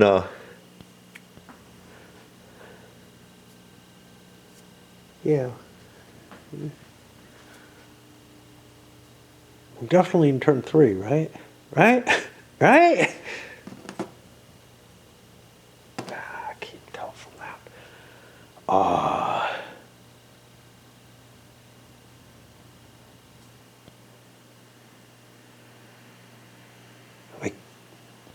I played out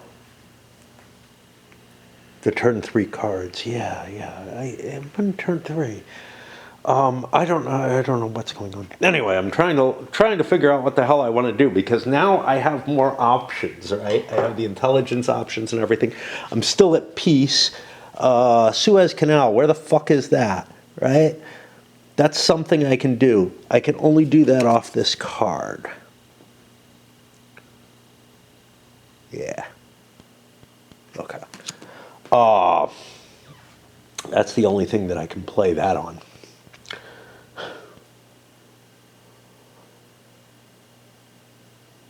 I think that's what I'm going to go for, even though I have a pile of cards. I just, although this one's kind of useful because it allows me to build a bunch of units.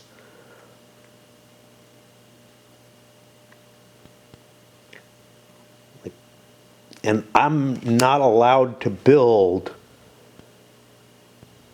the mercenaries, which means, I mean, I have cavalry, but this is hard. Like that 4 units to build up for a war. If I want the war, you know. Ugh. I'll delay that decision. I'm going to play the Polish royal election. This is a mandatory card. I believe the event happens before I play the CPs. End any foreign war between HRE and Poland. Yeah, got to get this out of my hand before I play the Polish war card. Then Spain, France, and the HRE have the option to play a card or a treasure to advance their candidate. They roll a die and add the CP value to the roll of the die. The power with the highest total becomes King of Poland and receives 2 victory points as long as their total exceeds 5. This is exceedingly good for the HRE because they know that they're close to winning the game. There's nothing the Ottomans can do about this. I could try to, you know, manipulate it, but what I really want to do is I want to get the HRE to play a big card. But is this sufficient? I don't know. You know, and they have possible victory points here, etc. I think they're going to win the game this turn, on turn 3, but this is what I want to do. How do I choose something like this? And also, what are you allowed to play? Like, can I play a home card on this? I don't think I want to, but the 5 points is a huge bonus. By the way, if you don't reach 5 total, you can't get the victory points. Instead, Ivan the Terrible, if no one reaches. So the first question is Spain. You know, 2 victory points is a lot in this game. It's a lot. That's stuff you banked. That's like a couple of artists or scientists worth of points. That could be like a 6-point card. It's probably worth it. It would be worth it, definitely, if you could just kind of guarantee that you'd win. The selections are done secretly. Spain is looking at their cards, and other than their home card, which again, I'm not sure they can use. There's no limitation here. Let me see if there's some limitation. Like, if I can play my home card, then the question comes, can I play mandatory cards, right? They may never be held 1 turn to the next. You may not pass if a mandatory is still in your hand. I think this may be a way to nuke a mandatory event.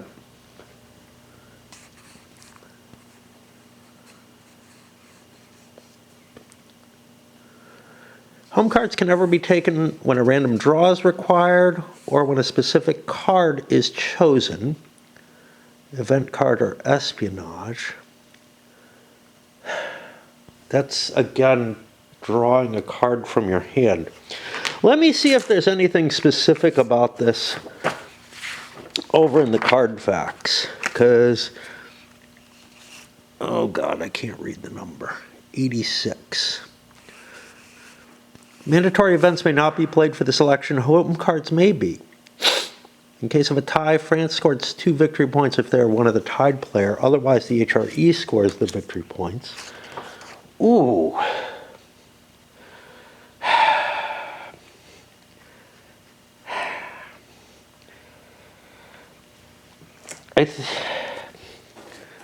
So, Spain went out of their way to set up so they could use the Spanish road.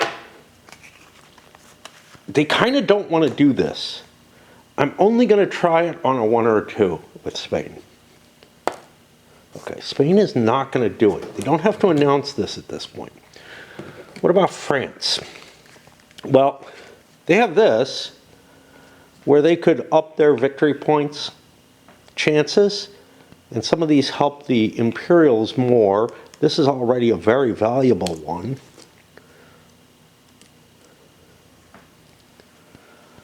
Which might be more appealing to me in the circumstances. Spanish Fury allows me to, if I sack a territory, well, I'm not in a war yet. So this is possible. Hawkins is really not useful to me at all, except as points. So I think this is pretty applicable. Anything but a 6, I'm going to go for it. Okay. I'm going to go with Hawkins. We'll put that here. Let's look at the Holy Roman Empire and see what they want to do. They do not have a lot of good card points. They have the Belgic. They want to do one of these. Patron of Arts and Sciences is very powerful for me.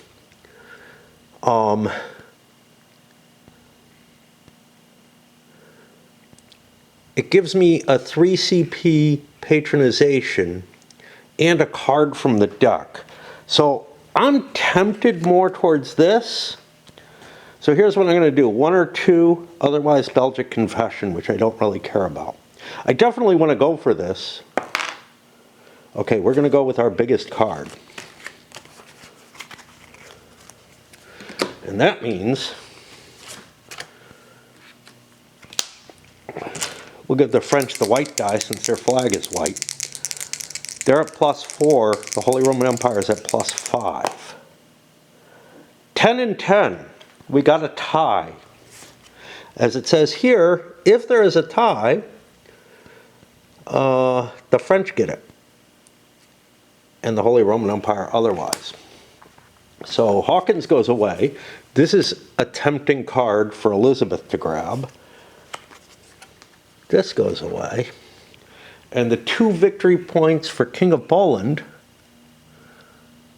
wherever that is,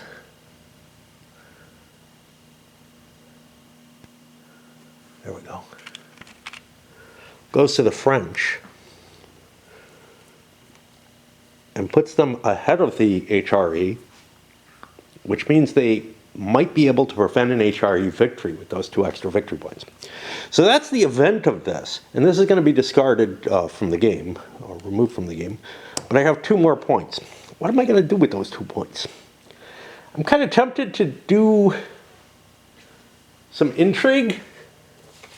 If I want to go to war with the HRE next turn, it seems valuable.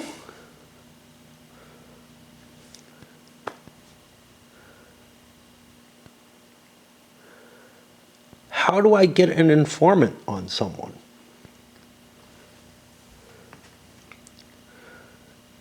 Plant operative.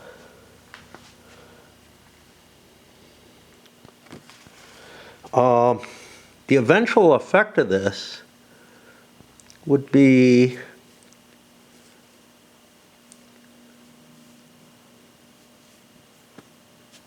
forcing him to discard or inspect. Both of which seem valuable, but I don't know if they're that valuable. Is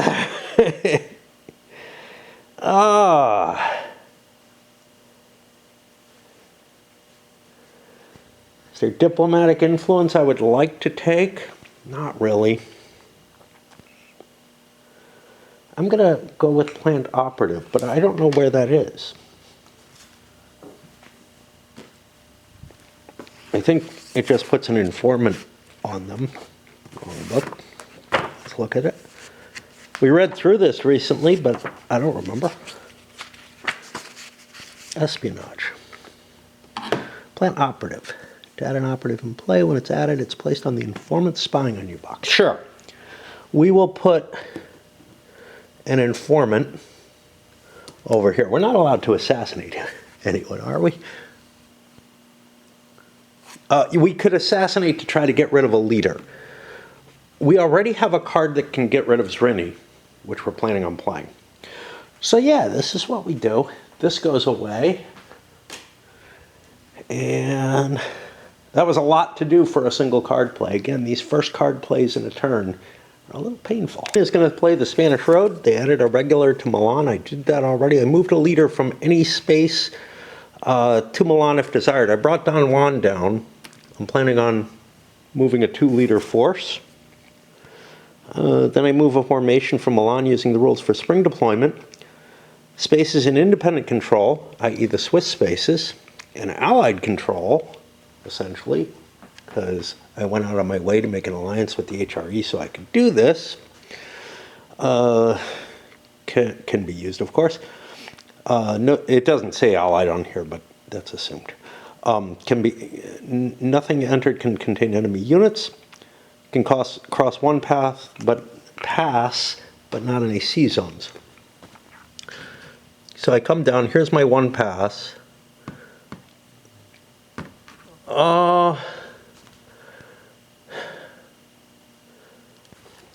Spring deployment's not going to allow me to go up to here.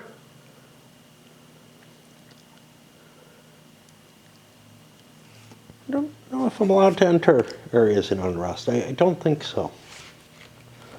I know I'm not allowed to transition them. I think I'm not even allowed to enter them. So I could be up here.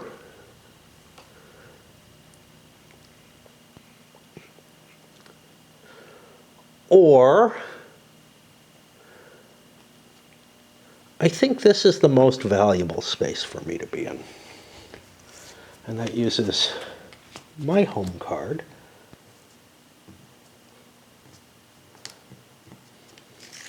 I'm looking at this thinking it's a discard. All right, that'll get me to the English. That's my home card that I don't have yet. Well, I wouldn't do this, but I'm playing the Elizabeth card right away to grab Hawkins and play him immediately, because that allows me to spend 1 to put a Hawkins here. I have 5 CPs I can do. Make it 2. I'll take my colony with me. 3 and 4/5 for a piracy roll. I think I'm allowed to do well. I have that on board. And then I can go colonize, down here or sail up to the Atlantic coast or whatever. But that lets me do piracy in the Spanish Main where I have an advantage, sort of. My piracy is rated to 2. He has no fortresses. So we look up the piracy rule. The reason I want to do it now is because I want to do it like it's obvious the Hawkins card is in there. Spain could build a fortress in the Spanish Main, and they already have one here at the Guinea coast, and reduce my chances. So this seems like a pretty good idea to do this right now. The target has no dice because he has no patrol and no Spanish fortresses. Then I add up my dice. I'm not damaged. Am I allowed to do this while I have a colony on board? Feels a little weird.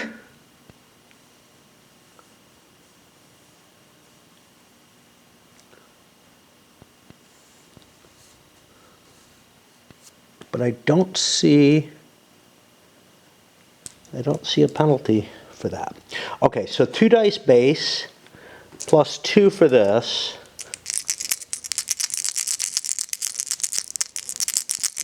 And if I don't get a single 4, 5, or 6, 5s and 6s hit, but a 4 prevents me from engaging in the slave trade. Ah, not good. I get a slave trade marker.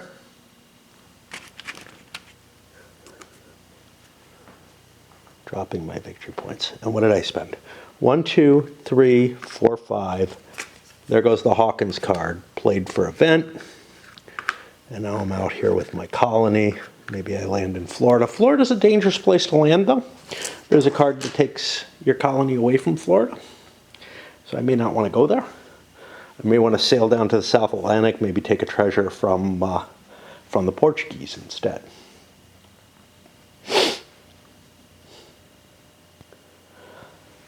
I feel like I need a break. Yeah, I am in a weird state today. And yeah, back up again. It's a shame it's not daytime, because during daytime I could put myself into some physical labor or something, but there's nothing there's shit I could do, but it's not the same as like splitting logs or something that would really kind of help. Pulling the card helped today. My e-heroin is not serving its purpose. I tried reading, but it's just too, I don't know. Anyway, let's get on to the French, because maybe this will help somehow. Yeah, so one of my games, the server is undergoing maintenance. Okay, whatever. And then on raid, there's really a lot of reason for me to hold off doing anything. Actually have the opportunity to, say, hit the English with El Dorado and fuck Hawkins up. It's not worth it. This is one of the things in this kind of game. The English aren't doing all that well. I'm not terribly worried about them. I don't particularly want to hurt them.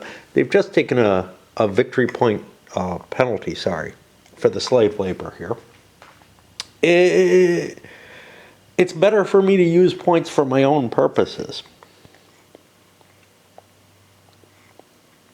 And that's kind of one of the things that impacts you across the board in this game. Is like, yeah, there are a lot of events that are cool and everything, but you don't really want to play them very often. It would have to be a situation where I was worried England's getting ahead or something along those lines. Oh, I used that 2-point card to suppress heresy and did not get a particularly good result. I managed to get 1, but I also got an unrest with it. And just notice something: you can eliminate the unrest result if you drop a 6 to a 5. Which is kind of an interesting option, because sometimes you might not, like, I don't particularly want unrest in France, right? I'm going to have to spend to get rid of that. I patronize the scientists at 3 points. I don't have a hell of a lot to do. I was just kind of hoping to coast into victory. I'm not sure that's likely to happen anymore, because the French getting the Polish crown, that gives them 2 points on me. It was 2 points I could have gotten, but I wasn't counting on it because it wasn't my card. I play a little 2-point card to move up and siege Amsterdam. I built myself another unit as well. I was trying to, I don't know, the Spaniards are coming with quite a bit. And again, we're going to break here. I'm at the end of a round. I don't know. It is, I guess, Monday. And I, of course, stayed up until it was light out, and then I'm afraid to check my email because of my avoidant nature. I will have to face it at some point. But I did go outside and tried to split some wood. While it's a noble idea, you know, and yes, completely distracts me from, you know, the worries and anxiety and all that. My body can only take so much of that. I split one really nicely, and then the next one, I mean, by really nicely, I don't mean in one blow. But the next one I had a lot of trouble with, and I'm kind of like, okay. So let's get back to playing this, I guess. I took not all the e-heroin that I could yet at this point, but I feel a need to do something other than just sit in front of the computer. Turks would have liked a 3-point card, move out and conduct piracy. Instead, they played a 4-point card and shifting their navies around. That way they can get everybody into Lepanto or Cologne or whatever to be able to have a consolidated fleet there. The Corsairs, though, set out into the Aegean and got a success. They were given a second victory point for that. France didn't want to give up a card, obviously, and giving somebody a victory point. So on the world map, giving somebody a treasure, whatever. I may not get those anyway. But giving somebody a victory point is a big deal in this game. But on the other hand, giving a random card draw can be a big deal. Let me make sure. Yeah, they have decent cards. They don't want to give up a card. You know, the thing is, I give somebody a victory point, that doesn't hurt me. And in fact, it may actually help me.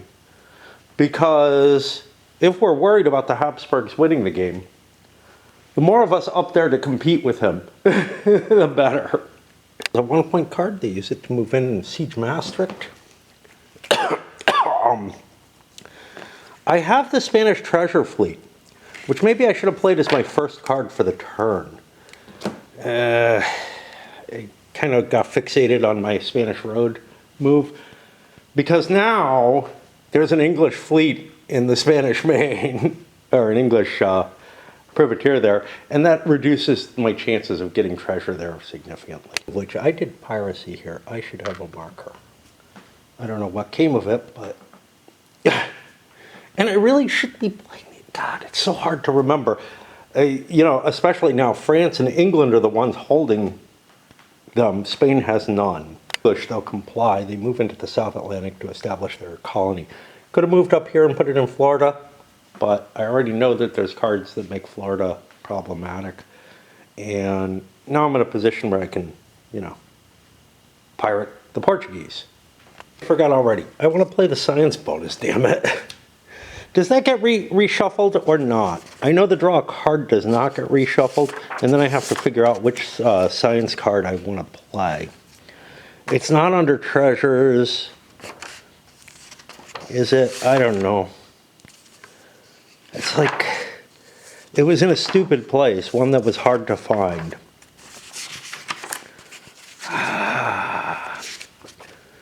Cards and treasures should be there, right? Isn't. But that doesn't tell you how you play them. It's in the action phase that maybe it tells me, yeah. Immediately choose as if you're under through patronage. Yeah, okay. It gets reshuffled in apparently. What do we have available to us?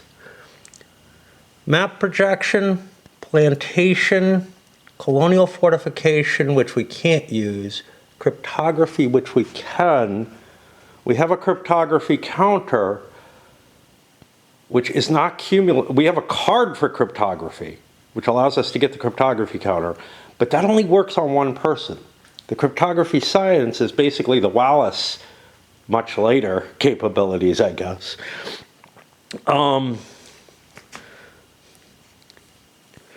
So that would be useful. Map projection gives us nice navigation rolls. I'm not finding myself really wanting to make them, although it would be useful for circumnavigation. The Spanish can't do circumnavigation. Magellan's already gone and no one else will.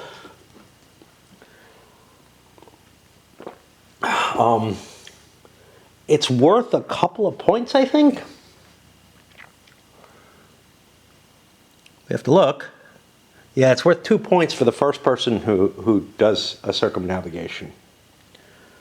I think Magellan's already gone. Yeah, obviously. Well, no, wait. What is it? The Philippines haven't been done yet, but they don't have anyone who can do it. They don't have a sailor. Okay. They may get the circumnavigation if they play that. Somebody has that card. Didn't I? I saw it in somebody's hand.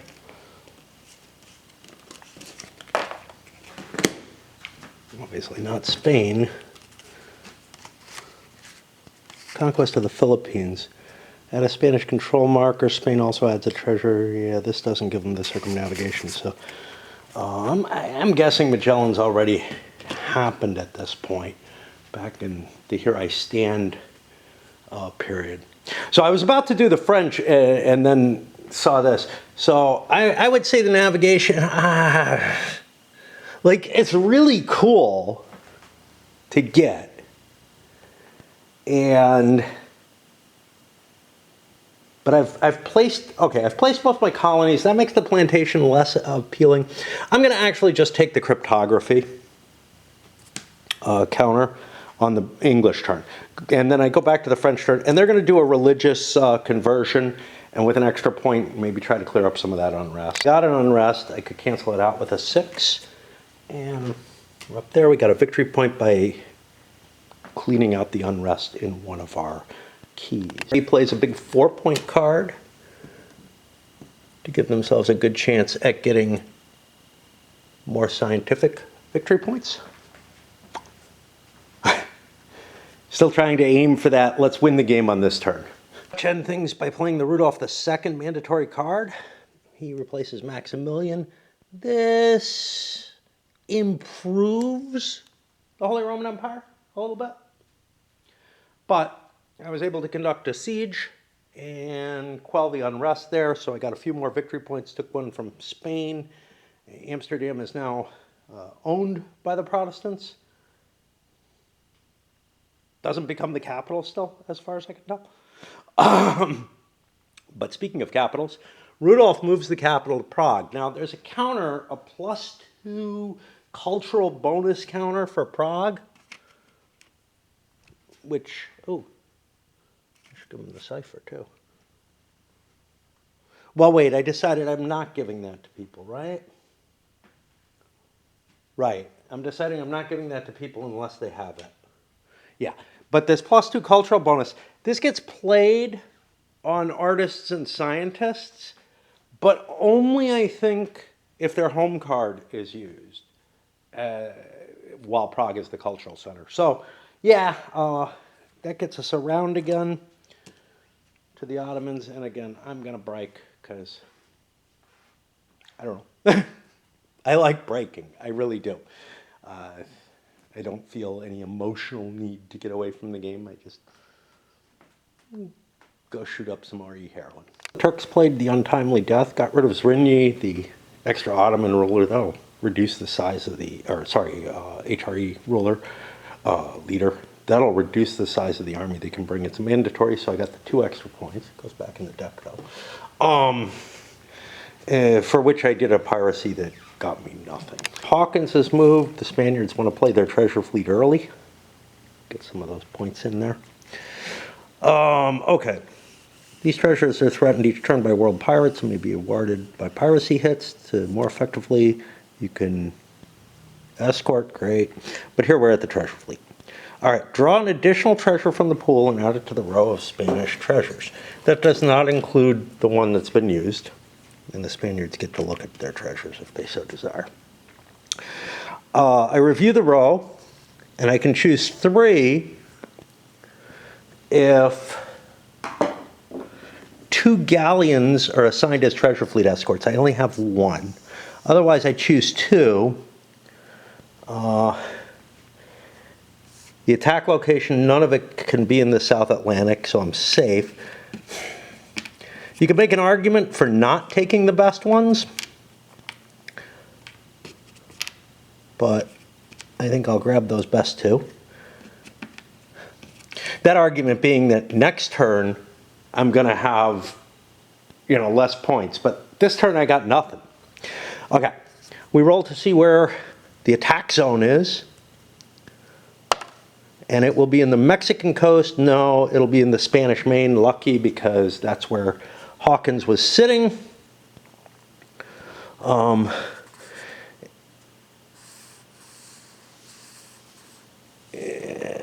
I didn't have an informant anyway, so I couldn't do it. If there's no expedition in the attack zone, step 4 is skipped, so there's no attack happening. Spain will get these treasures added to their hand, and then if there was an expedition involved, it would have a chance to come home. But so I get these big points there, and now I get the 2 points for the mandatory, one of which will be the siege. That was successful. I spent an additional to get rid of the unrest in Brussels. This goes back in the deck each turn. Up to the English.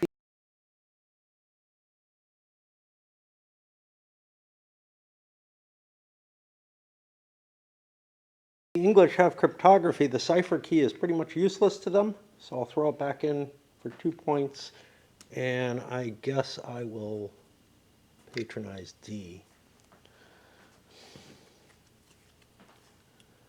I don't have good cards, is the problem. I'm also running low. I got 2 cards left, 2 of these left. I could spend one to do something. What do I want to do? Actually, probably should do the piracy there.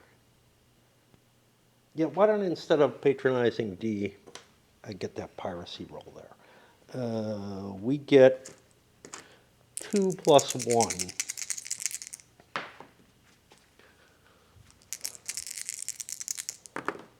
We get 2 hits.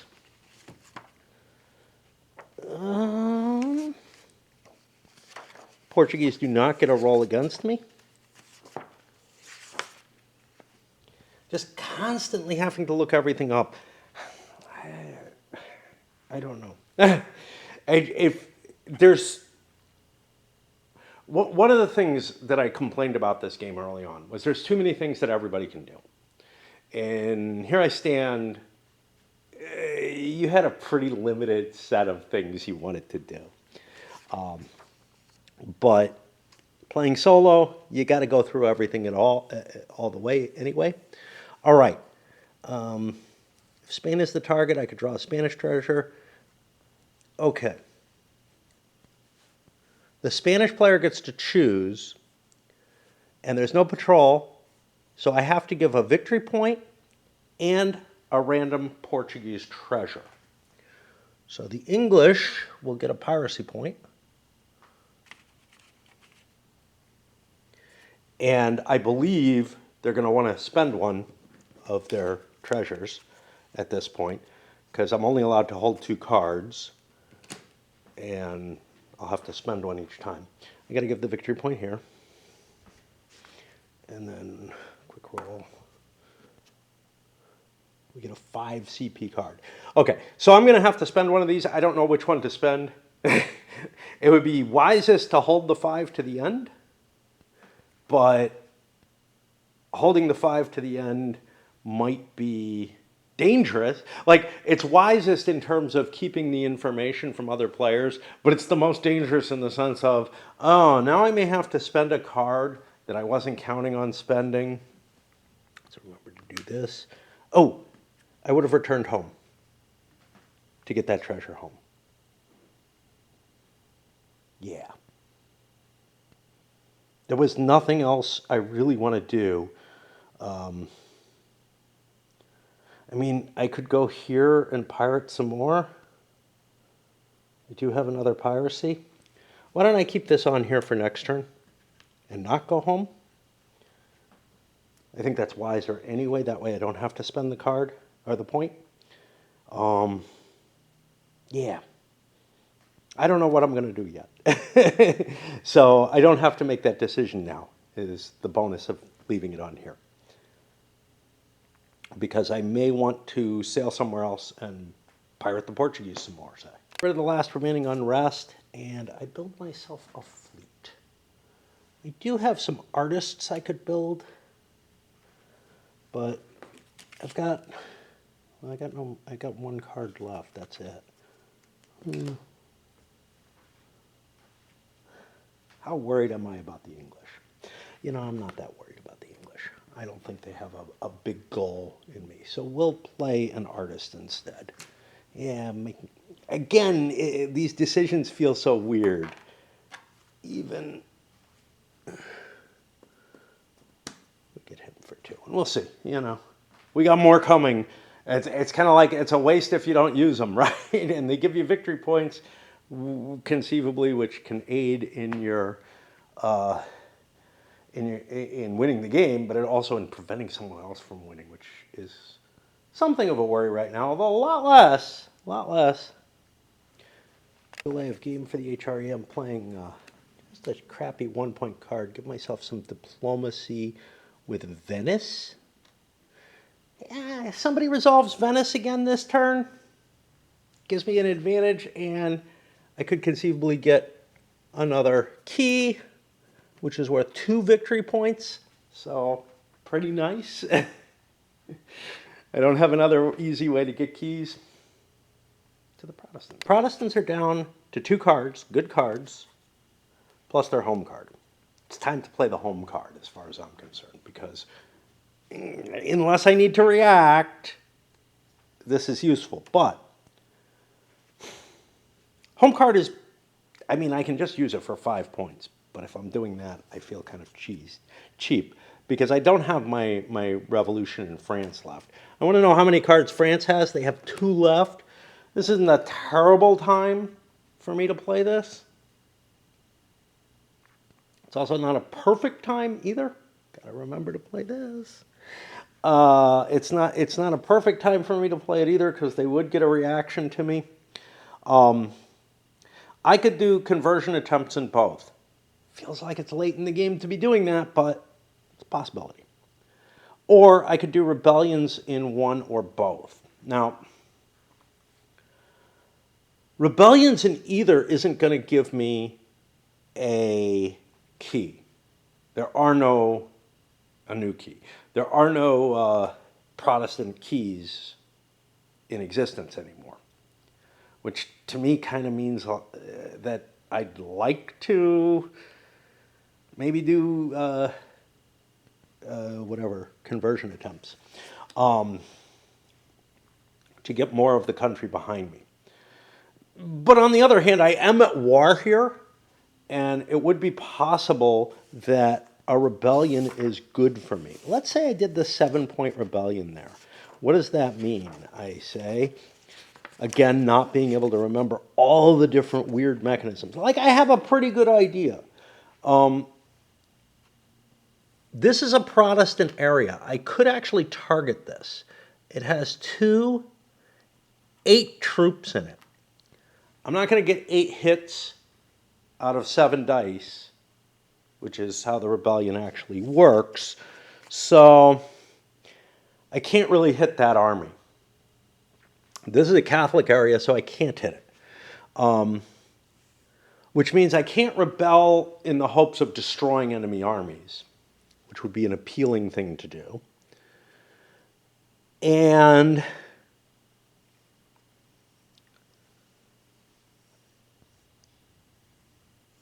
otherwise, I get control of a number of spaces, but there aren't a lot of spaces I could grab. I could only grab like 3 with a rebellion here.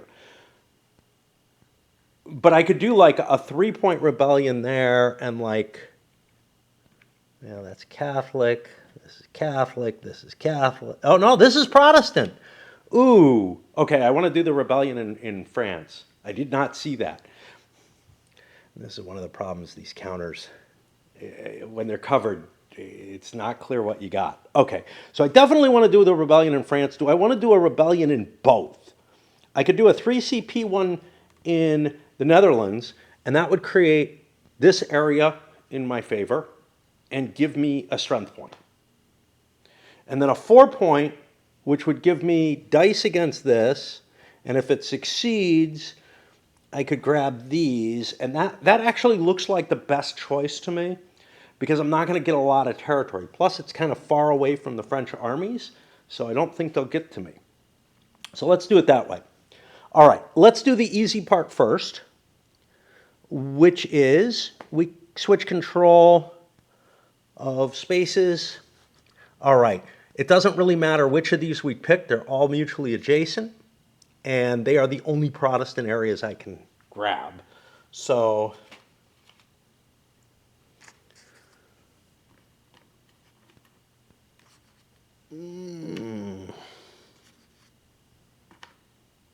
this one actually I don't need a marker for. Although, to some extent, I kind of want to put markers everywhere because it's kind of confusing. But that has the flag. That's pretty damn clear. Now I get, this was the 3.1. I get one Dutch regular. I'm going to choose this as my center so that I have a defense and a fortification, which makes more sense. It did not change anything to Protestant, so that marker doesn't move. But now for the Catholic side of things, and the war doesn't change, the capital does not change.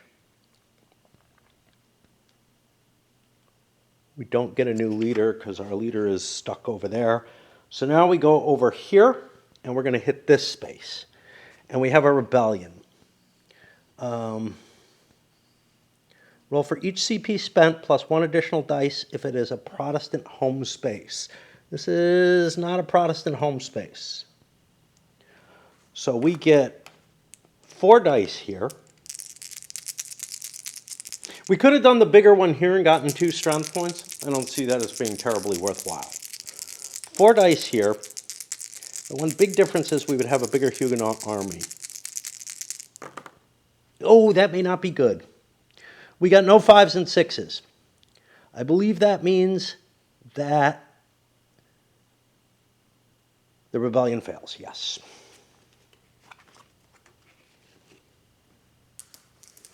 Seemed like a good idea, you know? All right, that puts me back around. Gonna take another break. I'm reading Stellar Horizons 2. I read the player's guide to it. Doesn't really feel like an expansion to Stellar Horizons, which is something I thought it would be. I would have still bought it, but feels like I had the feeling that I was getting and I don't know why something that could expand Stellar Horizons and allow me to play a campaign that runs from one to the other. There's different powers in charge. It's not the nations. It feels more like a Stellar Conquest type game. Not really, because everybody's coming from Earth, I guess. And the other thing, the thing is, I thought it would be kind of like Stellar Horizons was to me a more pleasant way to play a High Frontier type game. I mean, they have very different focuses, but one that just appeals more to my tastes of more of a war game type thing, right? Where I'm getting to expand and build up and everything, but it feels more wargaming. As opposed to, I don't remember what the hell it is. Another GMT one that also has expanded. Maybe I'm in on that as well, but that felt too much like a Euro, like a pure Euro. Okay, High Frontier's a Euro too, but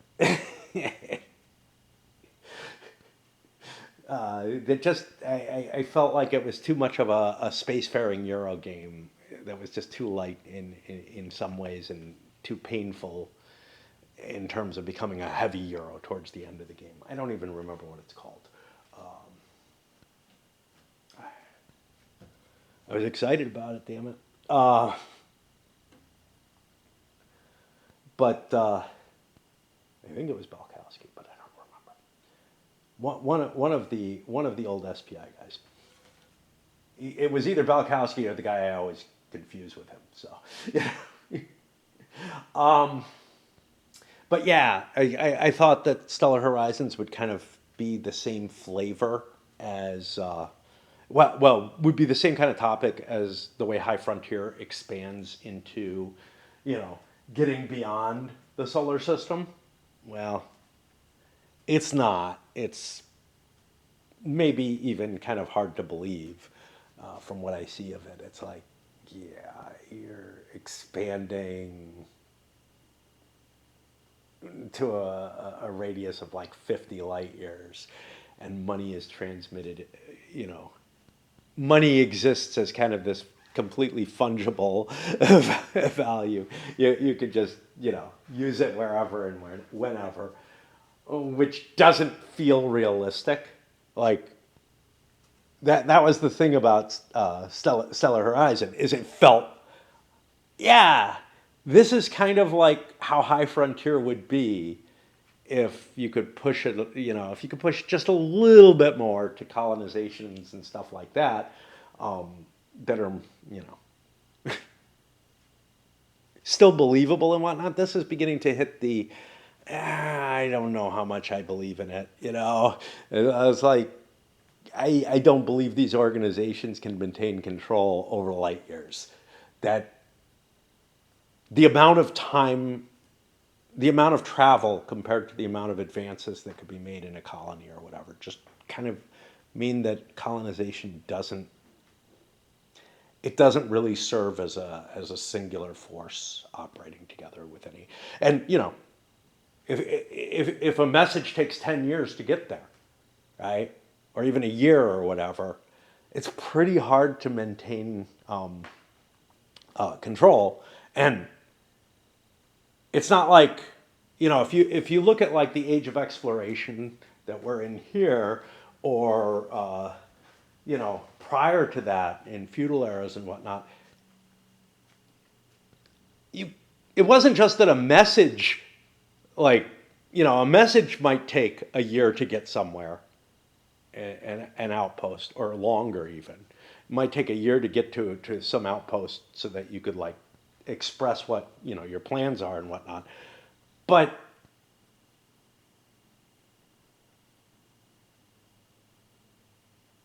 while information in space can travel at the speed of light, actual like armies or a new governor or something like that cannot.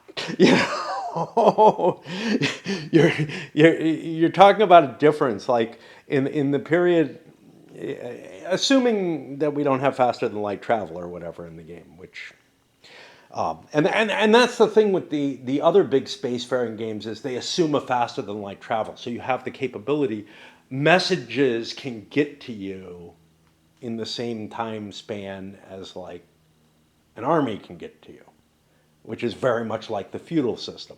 And there's a size to it, or Rome or whatever, you know, anything before the modern era.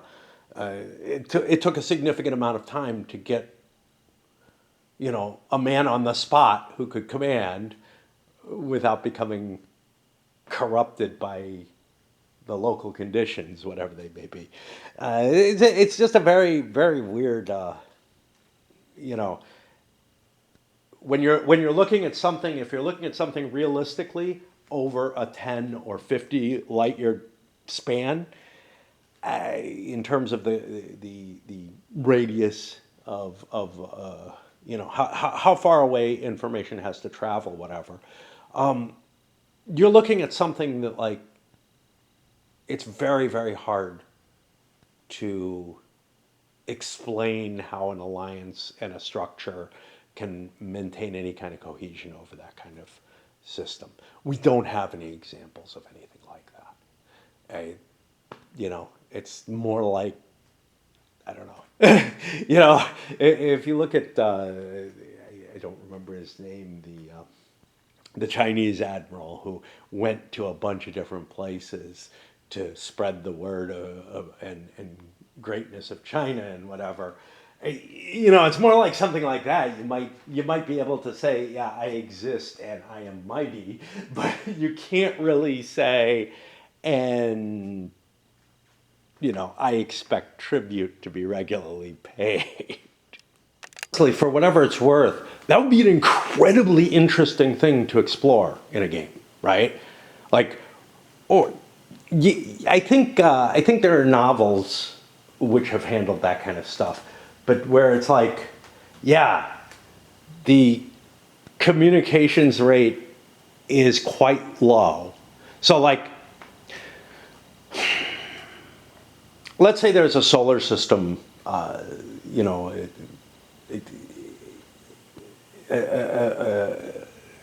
an expansion into the solar system. Let's say we have a colony on Mars. We could send information to that colony and get responses back pretty quickly, right? Within hours or whatever, I don't know. I don't know what the distance is, but we could get responses back and forth. Messages could be passed very, very rapidly at the same level that business kind of operates on Earth. While we couldn't just fly someone out there in, 2 days, it becomes something more akin to, when the telegraphs were first being laid and whatever, in terms of the information travels, it takes so much time actually sending force or sending a person on the ground to deal with the issue, to replace and make decisions there. That's going to take a little bit longer, or quite a bit longer, but you can constantly enforce your will at a greater level than in the ancient era or in the medieval era, or even here. And that's relatively easy to kind of predict what the society would look like in terms of organizations that could operate within it. The real question is, what kind of organizations can operate at multiple light years distance where even just a message one way takes a huge amount of time to get there? Okay? And you have that in this period, in the age of exploration, where, just a letter telling the governor what to do about a situation, it's gonna take like months to get there. And that person has to be very much able to operate on their own. But more than that, if you want to replace that person, or if you want to send military force or resources or anything like that, it's going to take significantly longer, because we're not going to come anywhere near the speed of light in any time reasonable, in the type of span that the game explains. In which case, a game which explored that kind of mechanism and trying to hold together some sort of ties and whatever is very intriguing.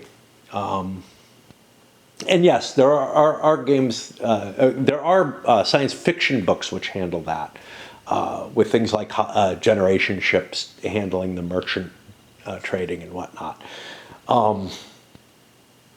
It's very, very hard.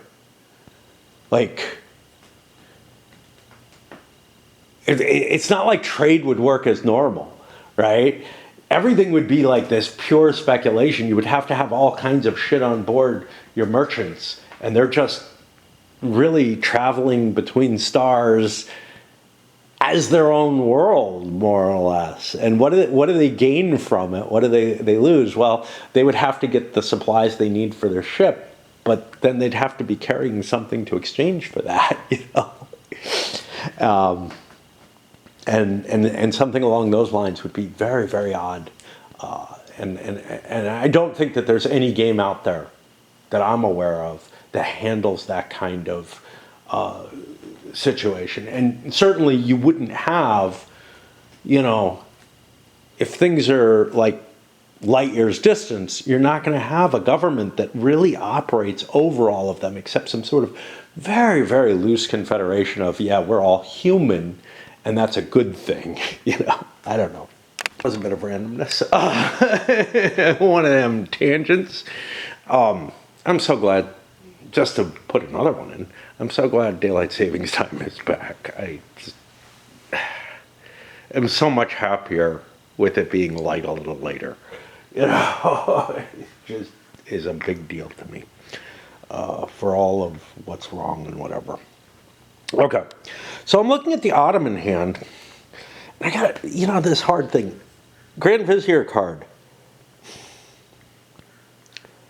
Look, being able to cancel an event, that's a powerful ability. And I like holding this card for that, and I probably will keep holding it. But I've got this hard choice between building 4 units, which makes this an 8-point card, or taking a shot at the Suez Canal. The Suez Canal is so potentially exciting an idea, right? You kind of want to just build it. Anyway, I also have the Portuguese attack. I could knock out an English colony, but again, the English aren't doing all that well. Do I really want to hurt them? I don't know.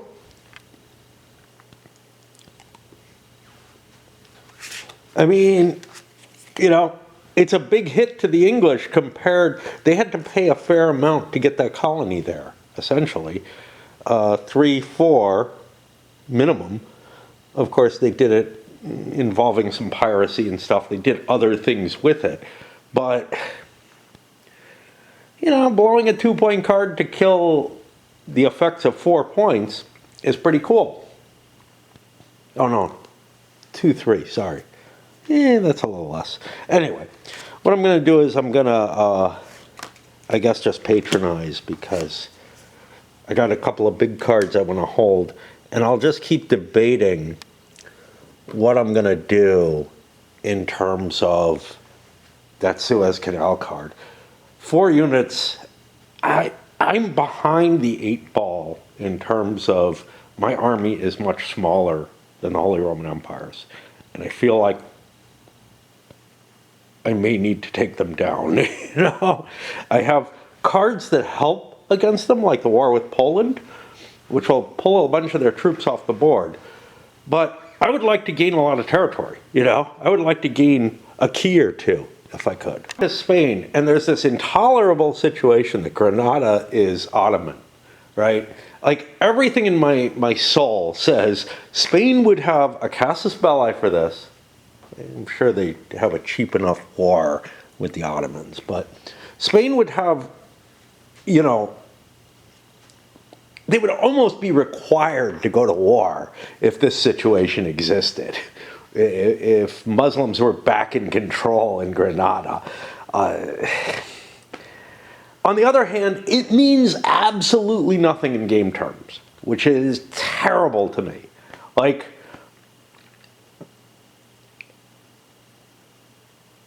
I think they would rather lose Naples, which means a lot, rather than Granada. And why do I have an unrest here? Is there anything in unrest?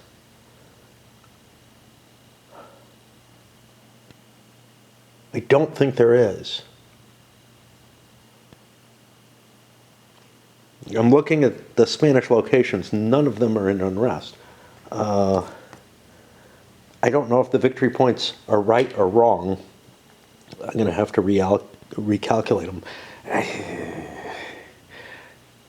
The victory point track is never assured to be right unless I recount it immediately. As I can tell, the victory point track was right at 12.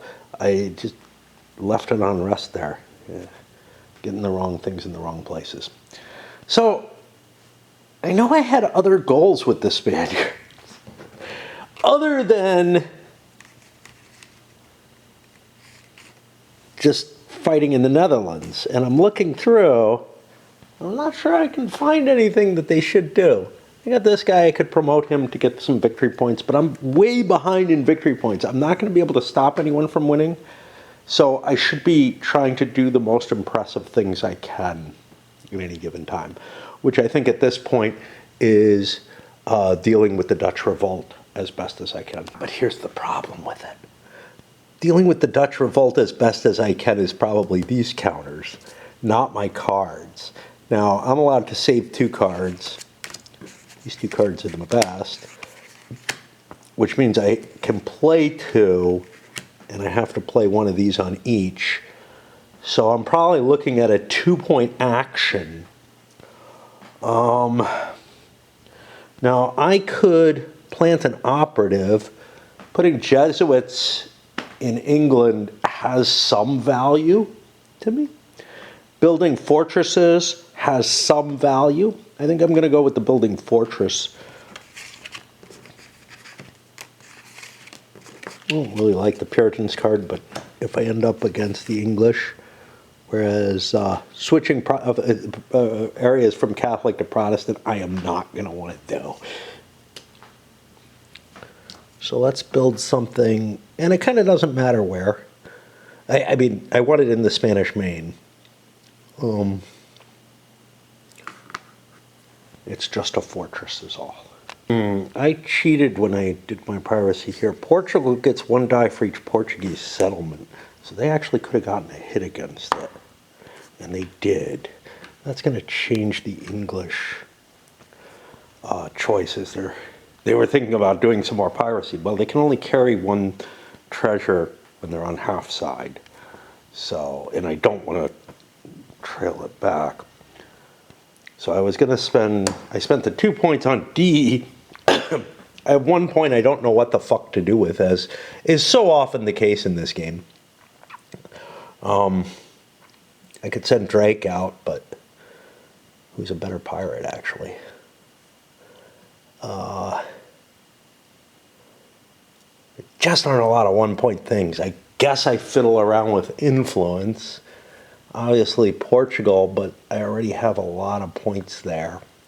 Scotland, not that important. It doesn't exist as a country. Deactivating Ireland might be useful. Why am I not at 2? Oh, I may have lost points from something. And there just aren't many things I can do with a single point.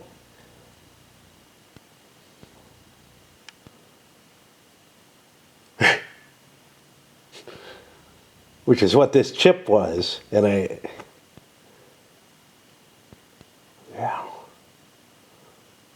guess I buy some diplomatic influence. Do I want to buy some in Ireland? Yeah. Oh no, these are all here. This I think was not resolved this turn, so these should be like this. And yeah, why don't we spend our point? We spent the 2 on D and 1 on that. Okay, we're getting pretty low. French, I spent the home card to improve the marriage here. Now this was already at +6, which means there's a fair chance we're going to get a lot of points. But I'm making it even better. The Dutch aren't really worrying me as being too heavily in the victory. The 3 points I spent on an artist, and that means I'm in a position where I can pass if I desire. He is only able to save 1 card now. I'm going to play the Muscovy Company. I've been holding off on this with the can I win? I don't think I can win anymore. I'm falling too far behind on the victory point chart. I needed to be ahead for those 4 victory points to give me the win. So I'm going to put a +1 card for next turn. And then that's it. Like, that's not really exciting, right? I get a +1 card. I blow this card to basically hold what may be a better card, coming next turn. It's not a great advantage, but I don't see what I'm going to do with the card right now in terms of gaining myself any victory. Captured and Passboat, they have 2 cards. They captured something. There's really not a lot for me to do. I have a siege that's underway that, if I have something that would help with that, that would be great. But I kind of don't. I don't know what happens if I remove William of Orange from the turn for the rest of the game. For the rest of the turn while he's in prison. I don't think it can release him from prison. That doesn't make much sense. So yeah, the Dutch are going to be the first people to pass. I feel like there's something I should get. I'm thinking some euro or something for being the first passer. Like I should get, the option to maybe I'm thinking 18XX here, but I feel like I should get the option to be the first person to go or something like that because of it. Oh, I think I want to keep going. The turns are getting much lighter because nobody's got a lot of cards.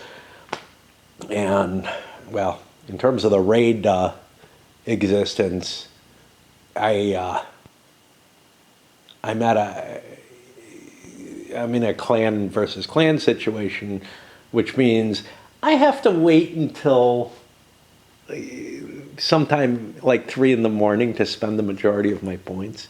I really hate the scheduling mechanism. This always happens on Tuesdays, or on Monday. Monday going into Tuesday, Tuesday morning is when it always happens.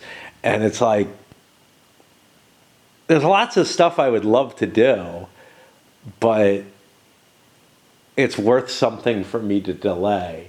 And so what am I going to do? Well, I'm not really sleepy right now. I don't want to sleep. I can't go outside and do anything. It's too dark. I've done, I caught up with my initial raid stuff. It's just kind of annoying. I've got reading I can do, but it just ends up, the way the patterning of the game works, it ends up being, I'm being starved out at the exact wrong times all the time. What the game should really do is have multiple servers on different time zones and just, segment the game or whatever so that it's not all operating in the same way. I remember games used to do that more, and now it's like, yes, but what if you want to be first in the world at the game? How do you determine that? Well, look, you have to spend a shit ton of money on raid to be able to be, anywhere in the rankings, right? There are people who hire people to play the game for them. They hire competent people to play the game for them and then just unleash money and unwrap their little presents that they buy or whatever. Yeah, I mean, literally, you have to spend, many, many thousands of dollars a year just to be in the top brackets.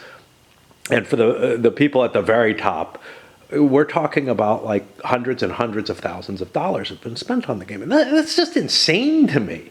I don't, and especially if you're one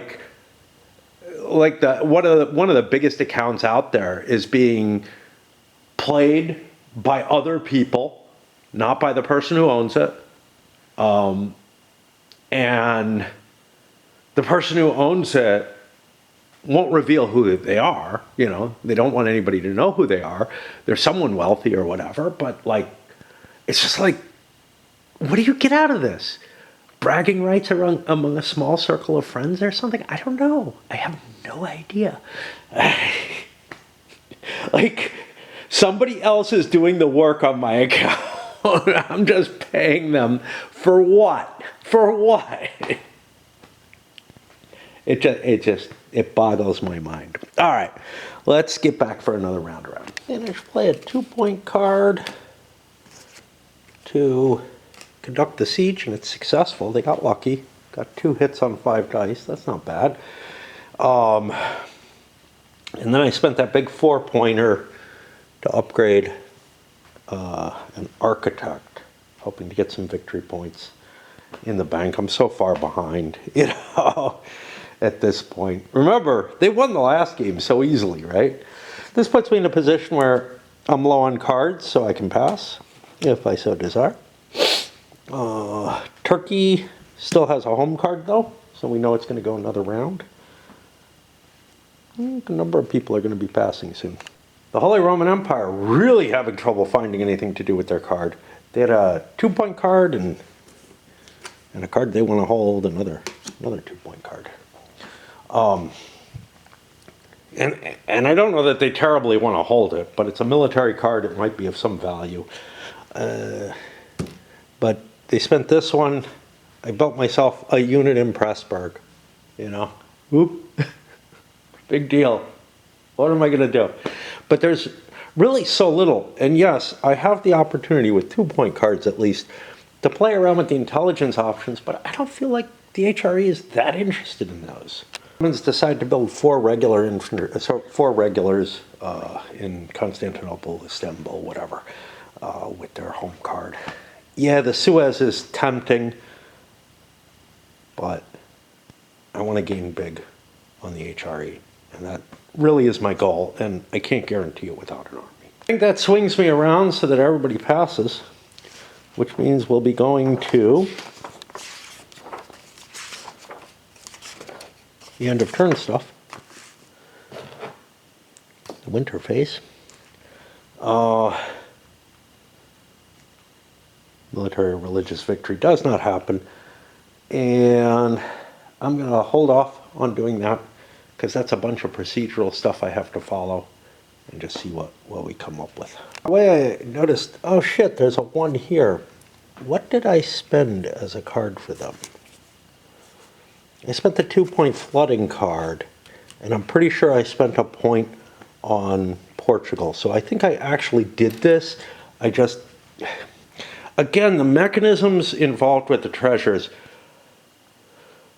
cause a problem for me. Like, I end up fucking up things, just like I do with what's on the charts and whatnot, all that kind of stuff. And this game takes that all, took that all to a bigger level from Here I Stand. And then Tanto Monta, probably less than this game, but I think some of those kind of factors, the amount of little things on little charts all over the place, the sheer amount of table space it ends up taking up for a game that has a board the size of Here I Stands. This kind of stuff, it all just like adds up and creates issues for me. And honestly, I had the same kind of issue with EU Pop, but I was more excited about that because, I don't know. I was excited about this when I first got to it, but I feel like I ended up liking EU Pop better on a first play than I did this. At this point, I'm kind of okay with this. I still think Here I Stand's a lot better. A lot better. But that's just a matter of taste more than anything, I think. There's too much crap going on. There's too much going on in this game. And Tanto Monta, similar. It had too much crap. I think less annoying crap than this one does. Working my way through the winter phase, the HRE made a choice to grab the mercenaries. I have a big enough army, in my opinion. That's going to change, but I don't know that. And I feel like what I'm going to want is cards to do things. The Dutch are in a bit of a problem here. They have no capital for this turn. Their capital fell at Utrecht. I think they're going to get a capital back at Amsterdam, but it hasn't happened yet. And so they don't get reinforcements, the automatic reinforcements. Of course, everybody else is getting theirs as they go. Marriage step, all those French marriages paid off big time, if the points are right. We're awfully damn close. Good chance an artist will send this over. Again, if they're right. The Margaret of Valois ended up generating 1 victory point, kind of the loveless marriage. This was, was it? Yeah, the several children loveless marriage, a victory point each. We got something I forgot about. +1 card for the happy marriage. This feels kind of like Down with the King. Fallen grave. But then Charles and Anne of Austria got the maximal founders of the dynasty 2 victory points each. And again, I'm not sure if this is right. It looks too low, but 2 victory points each. In fact, 1, 2, 3, 4, 5. If this holds as is, even if the French don't gain 1, but of course, there are more points to be gained there. But again, 7-turn game, cards that lead out till turn 5 at least. and it's in threat of ending on turn 3. Which just feels wrong to me, okay? Like, this has always been the wrong about the Here I Stand games, is that they felt like they ended a little early, the victory points were too easy to get. They're easier in this. And in fact, like I said, it's on a fucking knife's edge on turn 1, where there are a couple of powers who, with a little bit of skill and a fair amount of luck, can win the game on turn 1.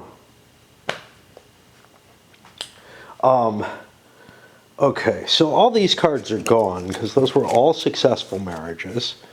And again, you know, look, players could see, France is in danger of scooping up a lot of points off these marriages. Yeah, but it's hard not to give them because you're getting points too.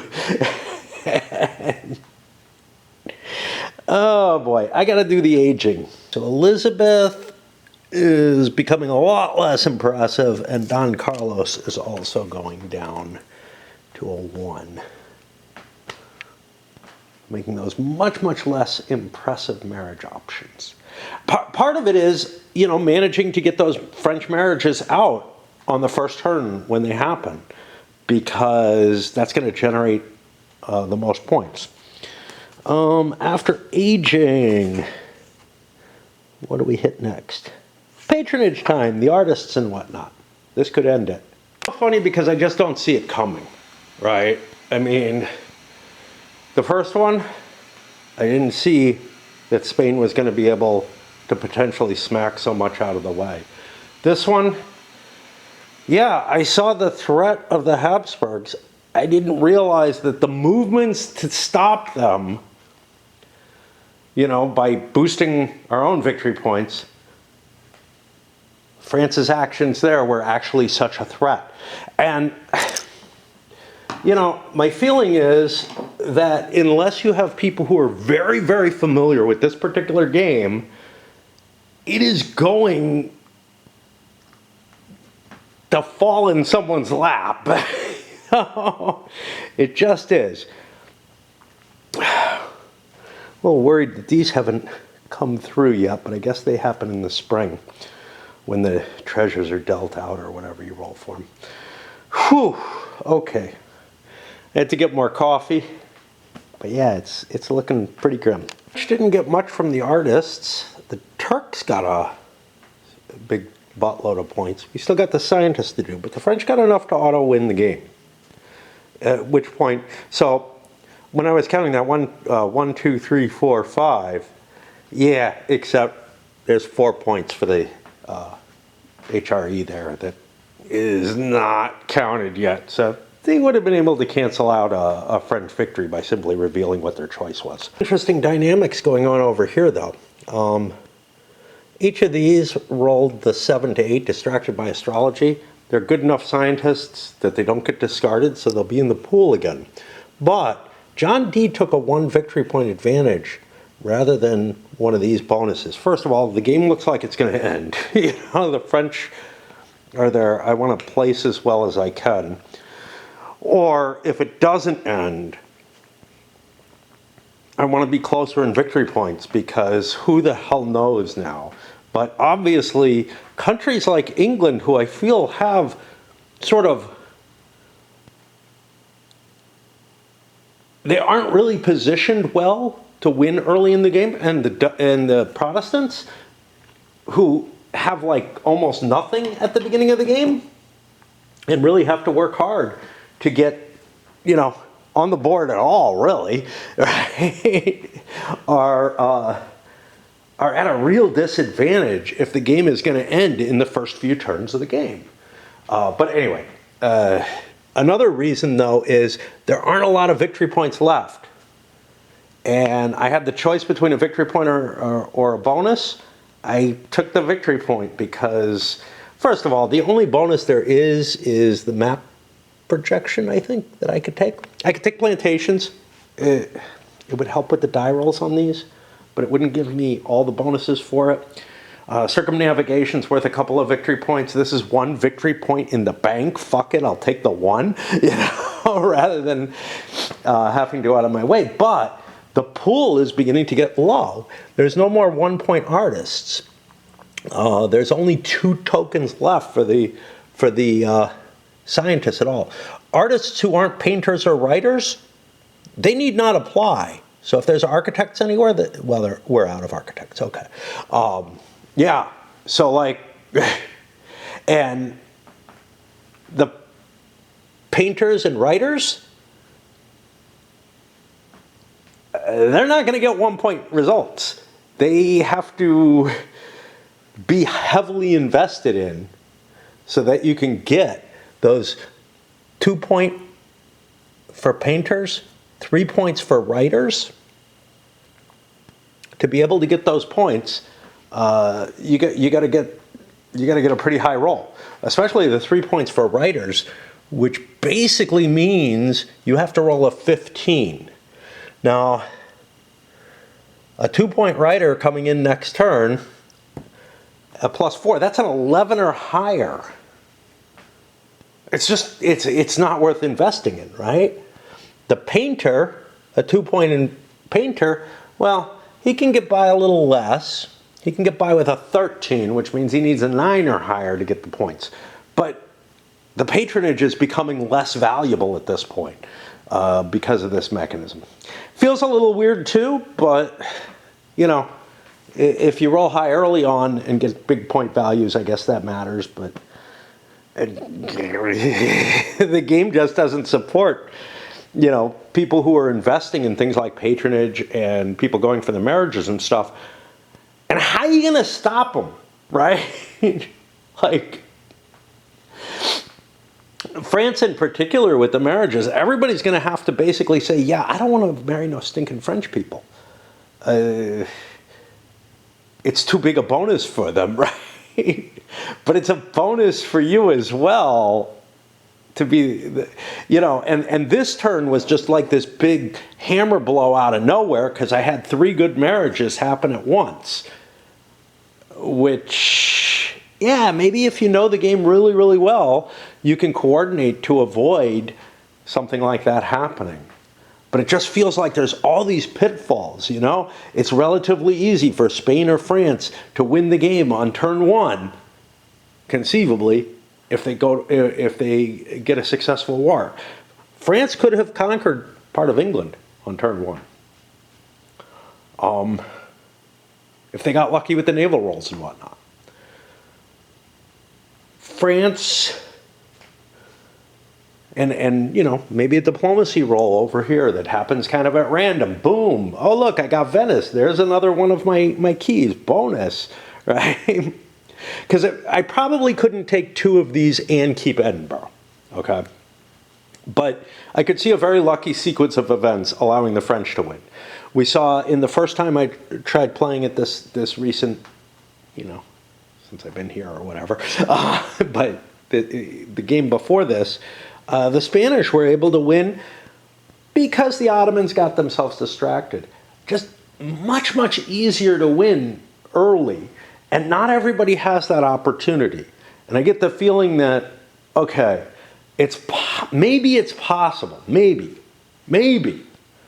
to prevent people from, you know, it's certainly possible to prevent people from getting those key victories, right? Those early key victories. But then now there's the, hey, what about getting a rush of victory points? Again, the HRE is up 1, 2, 3, 4 up here at least. A couple of lucky rolls on these scientists, and we might be winning as well. Anyway, we still don't know if those are correct. I'll have to recount them. But that was patronage. Now it's victory point determination. And guess what? France owns Paris, which is worth a point as well. So I had to refigure the victory points. French are correct. They're at 26. It's game over, man. Turn 3. I thought the English were wrong, but then I realized, hey, I forgot about the points they had here. The Spanish were wrong because I calculated them off here and had dumped them back, forgetting that they still get points as long as anything is Catholic, basically. They get points all over the place, as do the Protestants. So, yeah, they're up at 18 with the Turks. if you had to win by 5 or whatever, yeah, the French are, you know, when you count the Habsburgs in for this, and we would have rotated this to indicate that it's revealed or something, that would be difficult. But getting to 25 doesn't seem all that hard. Like, if it didn't happen this turn, it feels like it would happen next turn, right? And, you know, you could push this a little bit, say, hey, make it 28 to the end game instead of 25 or something like that. I still feel like it's going to happen too early.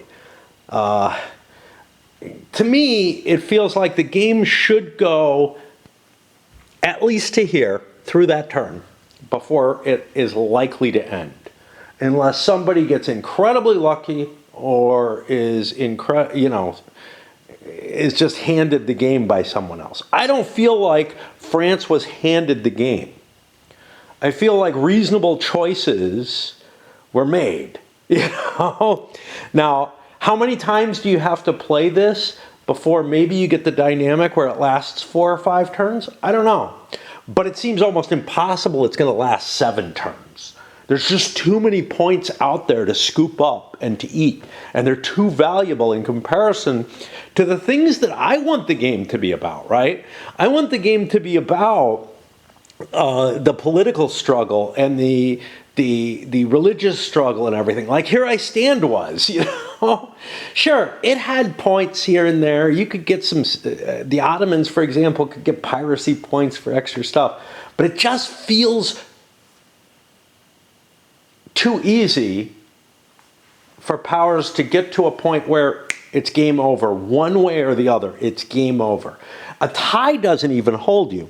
So if you get the standard victory, if 2 or more powers tie, the power with the highest total the previous turn is the winner. If the powers were tied that earlier turn, keep going back. You should record the victory points on the back of the thing.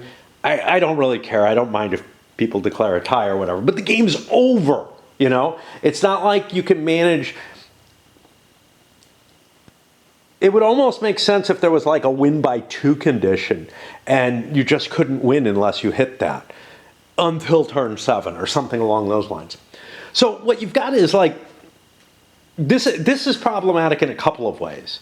First of all, it just feels like, damn, what the hell? I didn't get to play the game I expected to play. But then there's also like, if you're setting aside a time period to play the game and you expect it to go 7 turns and you say each turn is about an hour. Well, if you set aside 7 or 8 hours to play the game, it's over in 2 or 3. Is that terrible? Nah, you can play something else. People can go home early, whatever. But what if you're used to it ending in 3 turns and it goes long? Let's say it manages to go to 7 or whatever. That's horrible. It's like, you know, if you're planning on a game of a certain length, it's very, very problematic if it doesn't meet those expectations, especially on the long side. I mean, sure, okay, we quit early, whatever. But I find it particularly disturbing that it ends early, and that I'm not sure I can see a way that it won't end early. Well, this was a couple of plays of this. Neither of which was completely satisfactory, although I have to say I think I took more enjoyment out of it than I did in my first goes at it. I had 2 plays listed, so I don't know if I did them both on video.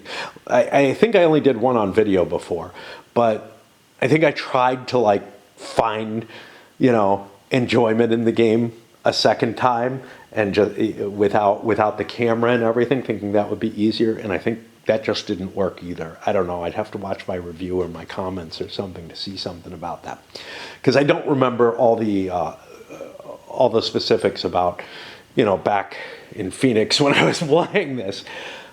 But if I compare this to Here I Stand, yeah, it just doesn't hold up in a lot of different ways.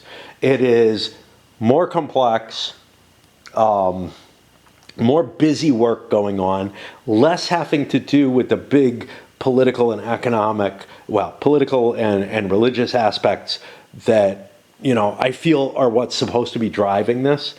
I want this stuff on the board to be really important. And what it turns out to be is it's these tracks and all the little shit you're investing in and the marriages and all that. They just end up being too big a at least potential source of points.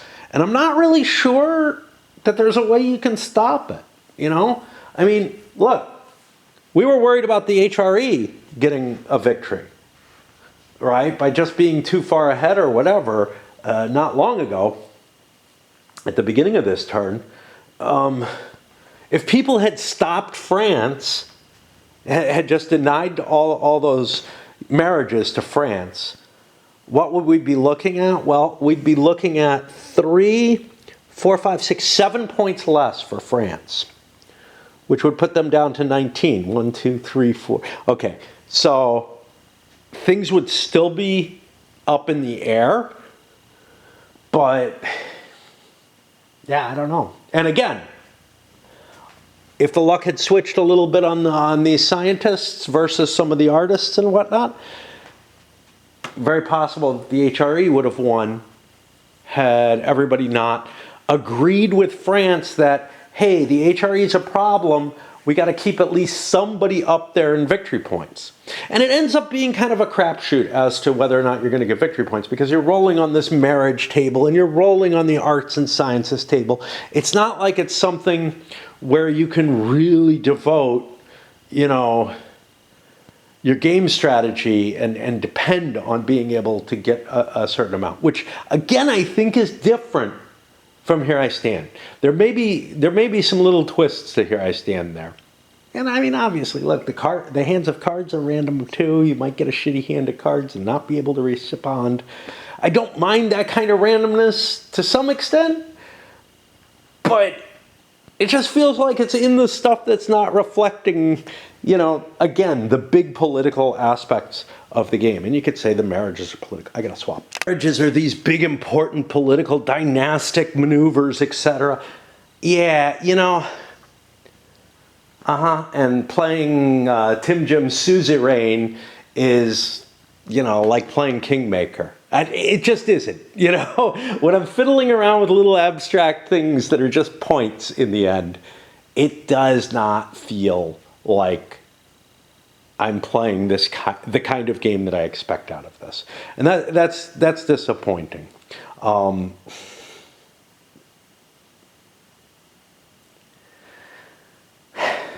don't know. I think I like Tanto Monta better.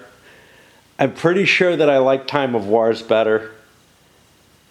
All of them just are so much worse than Here I Stand is, in terms of like too much complexity going on, too much busyness going on, and not enough focus on what I think should be the main event of the game, which isn't just roll dice for victory points, right?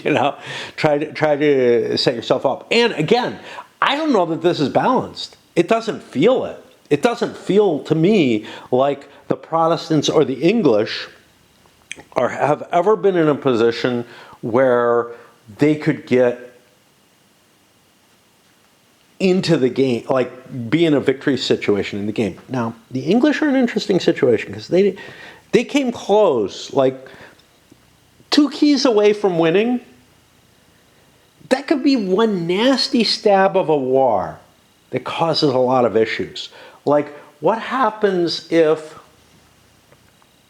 the English went to war with Protestants? It's an expensive war to do, but I might be able to grab shit that the Spanish can't do a damn thing about because they can't go to war with me in the midst, in the middle of a turn. And I might have been able to grab a couple of keys that way. Is there an alternative where I beat France? Yeah, maybe, but that did not look likely. The French army is so much bigger than the English one. France would have been in a lot bigger trouble if things had gone well for the Huguenots, or if maybe the Protestants had focused on them a little more. but they didn't feel like they needed to particularly until this turn. And, you know, then when they did play their card, it pissed out anyway for the revolt.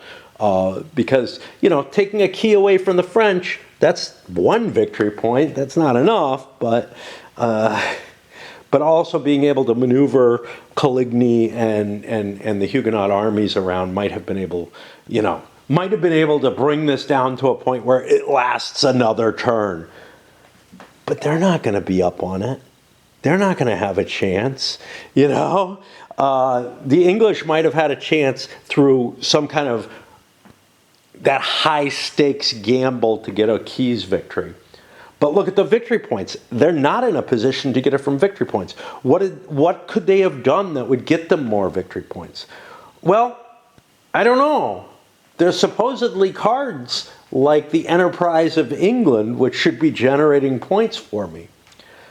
But that's not the same as like, hey, all I have to do is hold Paris every turn and I get a point. Hey.